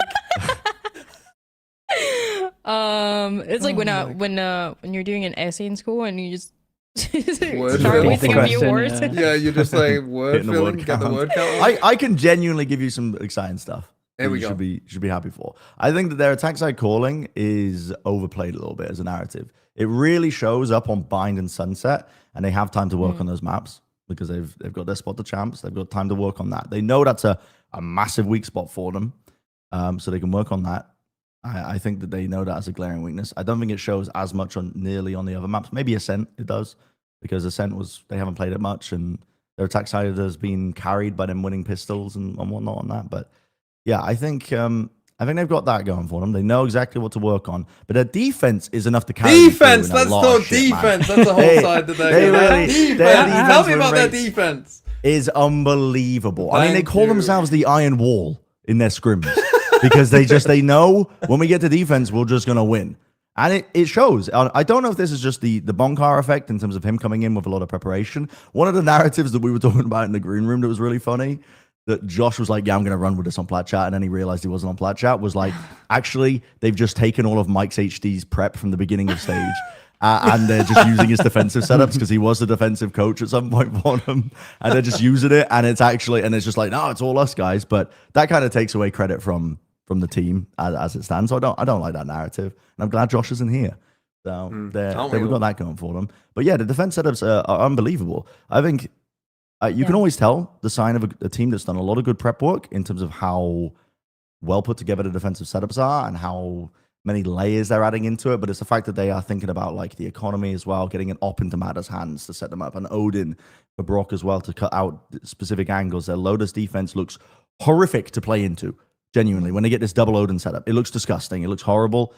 I hate casting it because you're not even casting Valorant at this point. I'm looking at fucking ants chasing a pheromone trail. It's like it's disgusting work. It's not honest at all. But I respect the game. I respect that it wins. I respect that they've got this is like a real cornerstone of strategy for NRG that can carry you to a lot of wins.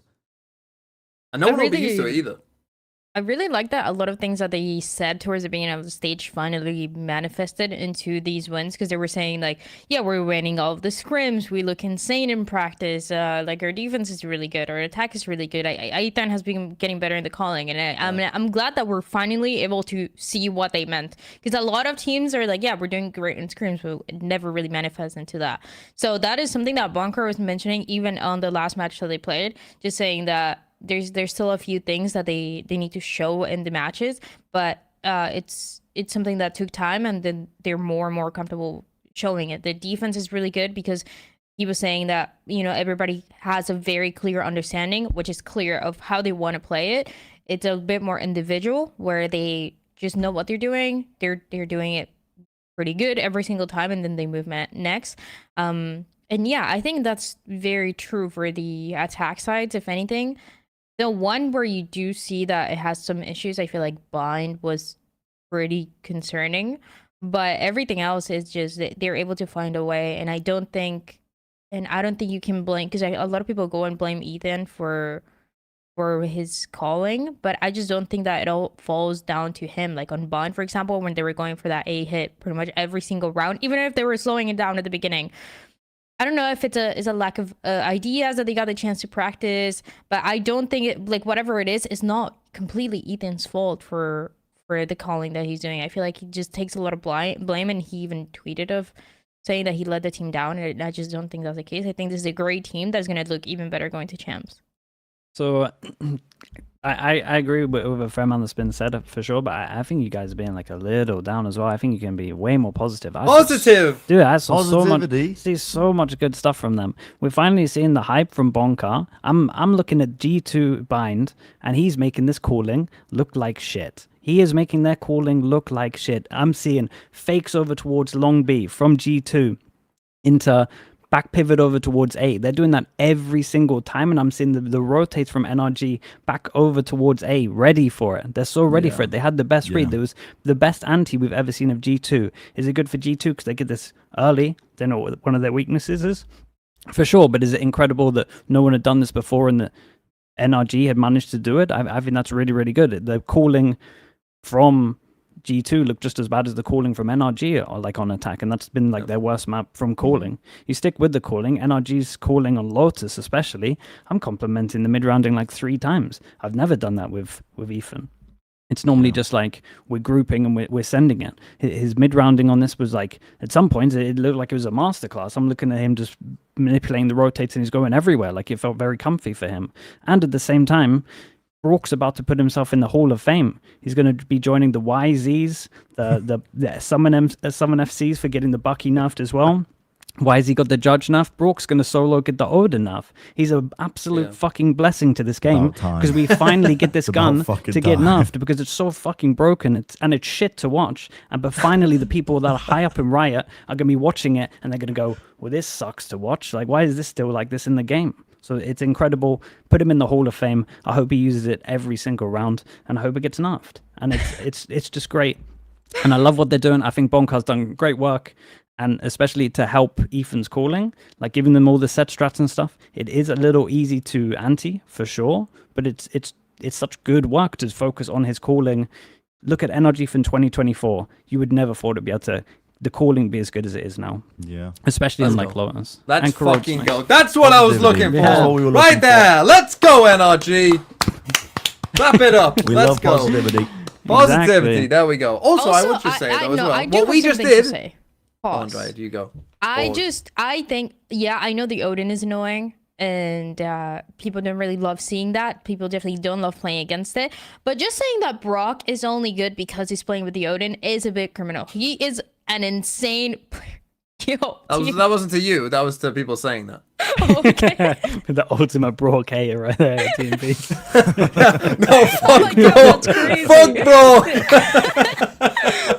No, just saying that he's only good because he has an Odin is insane. I mean, yeah, of course, but then when they were playing Icebox and he was getting a 3K with the Phantom, everybody had their eyes closed. They were not seeing that. And on top of that, he's just been an incredible player for, since last year, since the beginning when I was watching him in tier 2. So, yeah, he's just utilizing what works for the team to get wins, and they're just smart about it. It might be it feels a little unfair, but it's not if it's in the game. They're just smart. Don't hate the It's player. not hate his the fault. game. Yeah, Exactly. It's No. not his I fault. It's also in the think game. it takes- Paper thin walls. It's just like it's part of the game. You gotta embrace this. Cringe is client sided, and It's also he's just a beast with it. it's harder than it looks. It makes it look cheesy Bruh. as fuck, but like actually having the spatial awareness in game to know the angles that you're supposed to be firing down is actually really hard. Try and do it just off the fucking. Just try and do it off the cuff in Lotus on your rank games, and you'll just get punished for it. Even You like won't just know. Yeah. 50-50 jaws. Like that stuff's hard to learn, but him actually having a 50-50 jaw with the Odin and it being 50% because he's so good, just like with it instantly and knowing if he taps left, his recoil's going like up top right. Like, dude, he's got it down, man. I'm seeing some of the stuff he's doing with his movement. He's like really on top of it. You can tell it's just like years of using this gun. And it is a shit gun. And it is stupid that we have stupid maps like this, but it's just like, dude, we gotta have these players that abuse it, and I respect them heavily for abusing it to the level they are, and pulling it off and making it look busted because it's about time. I've been waiting for this for a long time, so it's sick. Yeah. Can I just say as well, NRG? What I really liked is they looked like they were having fun. They looked like they were actually enjoying playing the game, and like they were like we saw a clip earlier of like Ethan winning a 1v3, and then he's standing up and popping off, and even like on EG. Right, you don't Is think about, like, nonchalantism Ethan... finally dead? Yeah, you didn't think about like Is it cool to care again about being good? It at is something? cool to care. Caring's back. It's back. It's back in style. And Wait, I just maybe thought, this like, generation isn't cooked. Wait a minute. Wait a minute. maybe not. But yeah, I just thought that the energy that they brought, I think helped them a lot in these first 2 games. But then ultimately they came up against a team that was just way better than them. And that team was G2. But they showed good signs. That's my main thing. They showed great signs, especially Ethan, man. You can tell the work he's putting in. I just think that it's so nice to see a team from the outside and see the improvement from especially when they started so low. Like I don't want to say it, but they did. But like, damn, does such sick improvement in such a short amount of time. It's good work. Yeah, let's move on though. I was trying to move on. Sorry, to talk mate. about I owned you. The best team in Americas, undisputed GOAT of Americas in 2025. They won all 3 Americas trophies. They clearly showed themselves. I mean, even playing with a caster sub, they were still better than pretty much everyone else. And then Leaf came back for these final couple games and honestly didn't look like he had missed any time this is whatsoever, which was crazy. kind of crazy. Yeah. Try find me one, like any other players that are able to just take as long as a break is heated from the game immediately come back to playing after being 2 weeks in a hospital and look like that. And you still have the same level of game sense where you're expecting different stuff. You're still having those moments where I think there was a moment in a replay where NRG were like, is Leaf fucking hacking? Yeah. I think it was like Scuba saying it, because there was that round where Leaf like got a 2-piece. I think it was on a scent, and then immediately almost pre-fired the third player who was holding like this weird unorthodox angle. And it was like, yeah, he's still playing like it. Like he's got insane game sense there. Hasn't missed a beat. That's an incredible just feat alone, I think. But then G2 have got also every other quality that's going alongside them. They have great ideas on different comps of how they want to be playing it as well, where they're throwing in like the Sage on Sunset. They're still playing a Teo to its fullest, even though it's been nerfed quite heavily. They're looking like a really nuanced team. They don't all have their strengths just in the one section. And currently the players are heating up. They got the right form factor right now. Jorgamo's playing really fucking well. I think the whole team is like popping off. They're feeling it. This is it. Giacomo in playoffs and international events is just something else. I feel like for the entirety of the group stage, he's always good. He's always really good. But I feel like this one, he really got to show off a little bit more. And yeah, just a team that has been together for so long, has won already together for so long that they just and it's something that Bebe was saying. They're always like one step ahead of what is gonna go next. They already have that down. Yeah. The thing that I appreciate most about Jorg is that he's always willing to take the risk. He's always willing to take the risk. And it shows on there's no agent that it shows more on than is Yoru, I think. Because he will always put his body on the line for the play. And it might not be the best play at times, and it makes him look silly occasionally. Because again, that instance there where Jorg just TPs into sight is because NRG fought heavily with 2 players in main. So he was like, well, of course there's nobody anchoring. Why would there be a third player anchoring onto the site? But then, yeah, he ends up dying and looking silly. But he's, it makes him look like a silly player sometimes. But yeah, my God, has been playing well. This whole squad has just been, oh my God. I don't know. They look too good. No, I think they're peaking. Like for sure, this is a great time to like peak as well, and everyone individually peaking. I think is like the main thing when I'm speaking about peaking, because I think Jonah P is probably playing the best Valorant I've seen him personally play. And again, that's comparing to a very high level. It's not like he's been bad at international events. He's been incredible. So for him to actually play like better than that is really, really cool. Leaf being back, and I think just the motivation that Baby Bay's been bringing in terms of mentality and like having fun, like giving it, and they all seem to like giving it as well and like feed off of that. Like just even Jonah P like taking the mick out of like Som's like, come on man, and stuff like that, just doing their own stuff just to make everyone laugh. Like it's nice to see this team having a lot of fun. And again, they got exposed on Bind, so they're like their one big weakness on a map. They just learned for free because NRG exposed their calling on Bind, so now they know for sure that their attack Bind needs to change. So yeah, they're in a really, really nice spot at the moment. I'm excited what direction they want to go on certain maps. I'm excited to see what direction they go, especially like Abyss, because I wonder if they're gonna go back to the chamber. I was thinking the same stuff, because I think the reason they stopped was because it was really easy to anti with Tail. Yeah, exactly that. So I'm interested to see what they actually decide to go for. But they were good at that map as well. So map pool, like everything's lining up. But dude, I say this every single time, but everything's lining up really well for G2 to like be one of the favorites, if not the favorite. Again, obviously PaperX, I would say, edge them out a little bit just because of how strong they look. But it's hard to find anything bad about this team apart from their attack bind. That's it, and they know about it. So, dude, is this the Yoru round? Yeah, where he just double I don't even know how it works. He just me all it's over like, the place, man. He's like taking fights in like every different area on Bind. Everywhere. Within like 20 seconds. Yeah, that was a crazy round. I thought it was interesting in the interview afterwards just how much they mentioned Baby Bay. Like, like Jonah P mentioned like, before, Baby Bay, I wouldn't really be standing up and giving it, but, he kind of taught us that, to give it a little more. And like you say, they seem to be enjoying it a bit more, right? And I think particularly when you're a team like G2, right, where you have won all of your regionals, but you haven't quite managed to win an international tournament, like still finding the finding the motivation in these kind of games, I think is a great sign.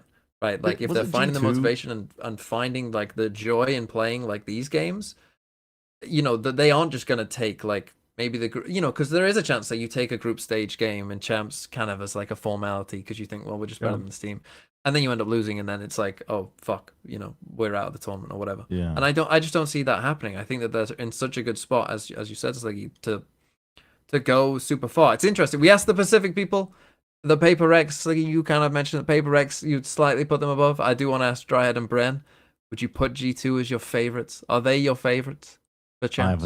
I haven't watched the other teams yet. I need to watch the other teams. I can't Just say say yes. it. Why? Say Why? yes. Just so it fits your narrative? No, just to start a little regional warfare, just for the Dude, clip. I Just for genuinely- the clip. Just say that they're fucking gonna win without losing a map, and if they I've been do, then falling Kurt will into make a this show trap out of it, recently. and people will watch it, and people will say, "Oh, Bren, I- what a genius!" No, I've been falling into this trap recently of like the regional bias, and I'm not even fucking American, and it's like so. I hate it so much. I used to just cheer for good Valorant. What happened to that, Bren? Like, what? I want to get back to like that 2020, 2021, 2022, where I didn't give a fuck about a region. I just wanted to watch good teams, and now I found myself slipping into this like America's first mentality, which. Maybe it's because I got a green card application going on or what, but I don't know. Just like I don't know. Political alignment, maybe. Yeah, but I need to watch the other teams. I can't say. I genuinely can't. Dryad, say. just say they will win it. It's a little conflicting because I already said that about Sentinels. You So said Sen we're gonna win it all. When? Is Senna gonna win it all? that's Honestly, what that's he even said. better. That's even more That's like what he heaven said. America's Yeah, built. that is better. Um, America's is the best region in the world. Why are you saying that as if there's like a gun? Like fucking yeah, it's probably true. I've been America's saying this, producer and the Kurt has a people gun are not behind happy. it. That's all I know. I can tell that she doesn't watch any other regions. I can tell that she has not been watching Paper X for since day one. I can tell that she's not watching China. I don't care. America is the best region in the world. I don't care. I don't care. That's one way to Sentinels go with G2 in the grand finals of champions. It's gonna be insane. Viewership Nobody's record's expecting it. broken. And you know who's gonna be third? MIBR. MIBR. Damn. Oh, that's crazy. That's Where great. energy And is then not even energy. there. Sorry. Oh, sorry, energy also there. Okay. Okay. Can I do one more Not thing? GIANTX, straight One more thing about Baby Bear as well. I think it's very like telling for the players to watch someone that is like Baby Bear's had like a big career in Overwatch. I don't know too much about it, but the fact that he came back and he was so hyped and loved it, I think that put like a lot of just like relevance in the mind of G2 players of just like, this isn't going to be here forever, and I should be enjoying this. And when you can enjoy the game in the moment and just like appreciate every second of it, that goes a long way in this game. You're It really right on does. the money, Sliggy. Because I was talking to Dre like after the finals, and he was for one G2. I'm pretty sure I've mentioned how they've just learned to love the game again, like have fun with it again. Yeah. Because of Dre being involved. That is definitely not the keyword that is next to me. I told Dre, please be careful, please be nice, because. Yeah. And then he was just fucking hitting it every round. What the fuck? But how when was the last time we saw G2 outside of like Baby being in there? Like G2, like Josh RT having a good time in a coaching booth and not being like very serious stoicism. I'm reading fucking Aristotle type shit. Like I'm trying to win everything. You know what I mean? Like I don't think Aristotle practiced stoicism, but yeah. The point being, he has injected that, and I was speaking to Dre about it as well, because that is exactly Dre's mentality with it. He was like, I thought I was done with this. I thought I was never going to get a chance again. And then suddenly, he was genuinely at like the rap party at the end, just like staring at the trophy, being like, this is crazy, man. This is crazy.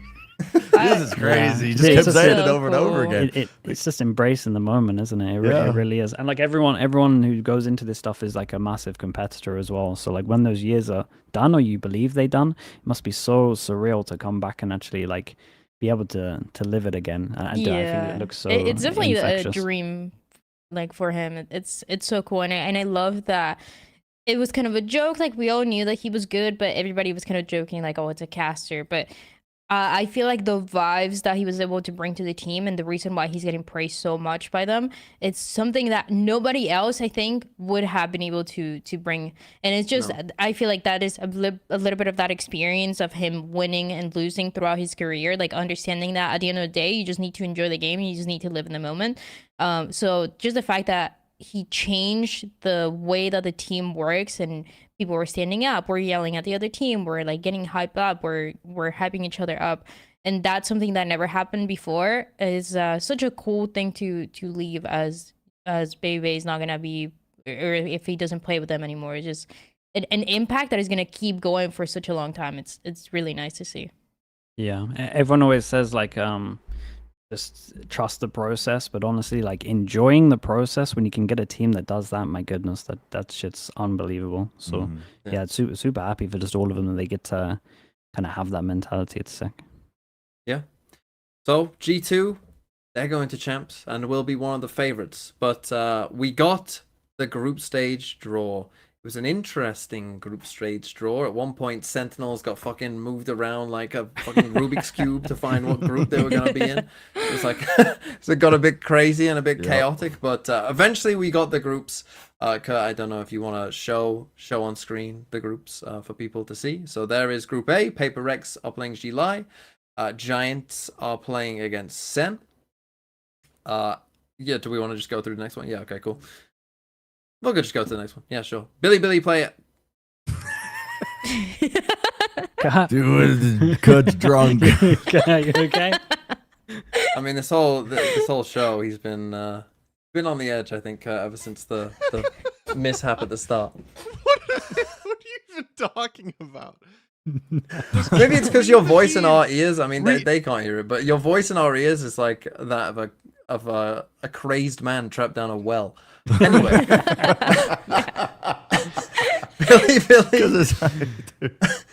Billy are playing MIBR. RRQ play Fnatic. Group C, Liquid are playing against DRX, and NRG are playing against EDG. And then Group D, G2 have.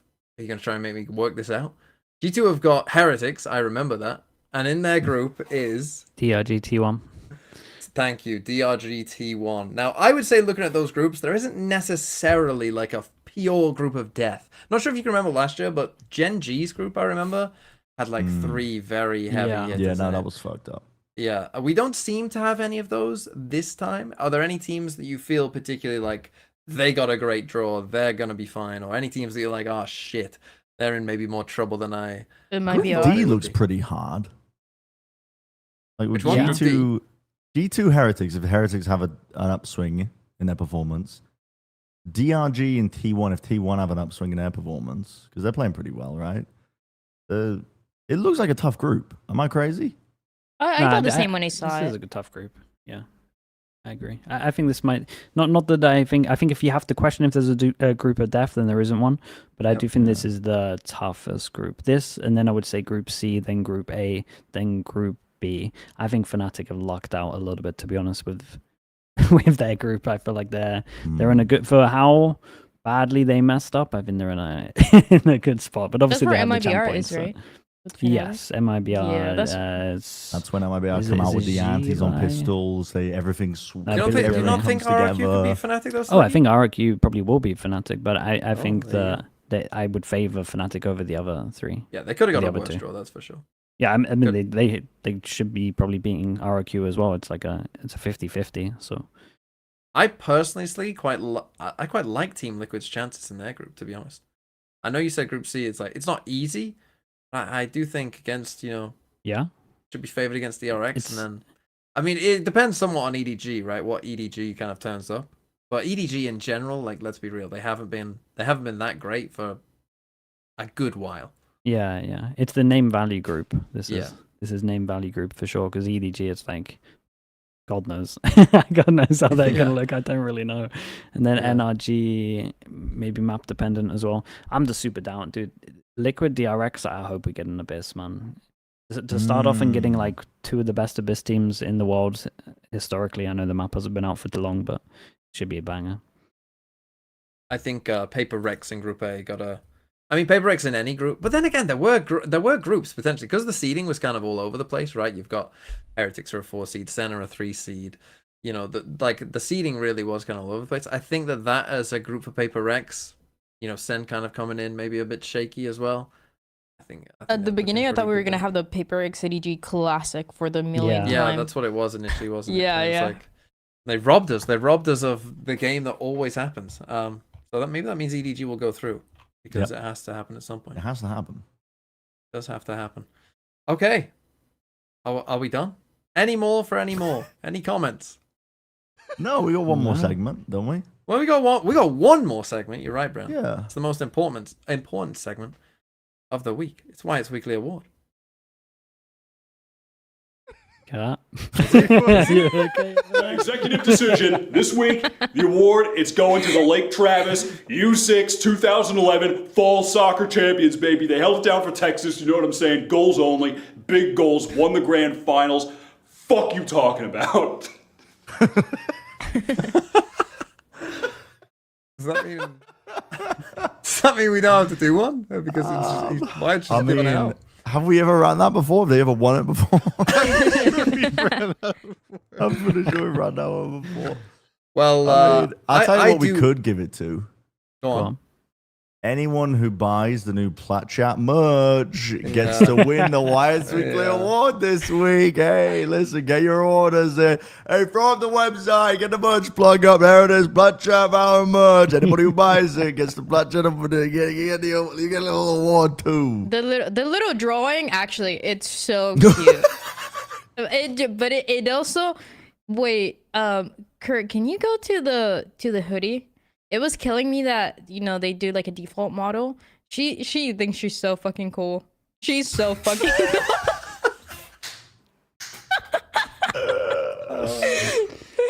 Yeah, of course she is. She's wearing Plat Chat merch. Of course. Yeah, of course. Yeah. Why wouldn't you? Why wouldn't you? Why are you dissing? Why are you hating? I'm not hating. She's That so could- fucking cool for having the Plat Chat merch. Oh, okay, good. Yeah, there you go. So yeah, I mean that's a great suggestion, Bren. I might suggest. I have forgotten the name, unfortunately. I remember they're a Team Heretics fan, or they work for Team Heretics. Innie. The It's name? like Emmy, but Innie. Innie? Yeah. Innie. I'm gonna give the Wyatt's Weekly Award to Innie for that wonderful little cartoon of angry Bren. Sliggy's on his little train. Dryad's lost her cat. I'm sniffing glue or something. Sideshow's tied to the railway track. Go and buy the merch. Innie, you have won Wyatt's Weekly Award. Congratulations. Woo! Hell yeah. And yeah, go and buy the merch. Go and become a member, and you can even get the merch cheaper. So if you want to buy the merch, you might That's as well become a true. member, basically. That's also, Also, Innie also made the stickers, the Plat Chat sticker. I don't know if they're on the floor, but they're there. What, you can't reach the floor? What, is the floor like I'm too just far for organizing you? things. No, they're not just on the floor. I'm organizing things so they're, they're great. Okay, well, I think that's a good time to end the show. And actually, you are drinking Mountain Dew in that drawing as well. So that's Yeah, very and I'm on a fitting. box. The details. It's insane. It's very It's good. insane. Sick. It's very good. So yes, thank you everyone for watching. Thank you for joining me, Sliggy, Bren, Dryad, everyone else who was on before. Thank you all. Go and buy the merch. I think Kurt's Platchat.com. going to embezzle the money. I think. I'm not 100%. We don't know where the money's going to go. Don't know where the money's To my We going. don't know where the account. money's going to go. Maybe Dryad's Thank going to you, guys. embezzle it then. Who knows? Yeah, I'm getting all Thank of you it. for watching Plat Chat episode Valorant, episode 232. The next time we will be doing a top 10 list, Kurt. Are we right? And predictions for Yeah. gents? I'll post the form for you guys to post. Yeah. Do your own list. So yeah, At some there you point, go. I don't That's know. what we'll do. Thanks all for Check the watching. internet. Have a wonderful day. Goodbye.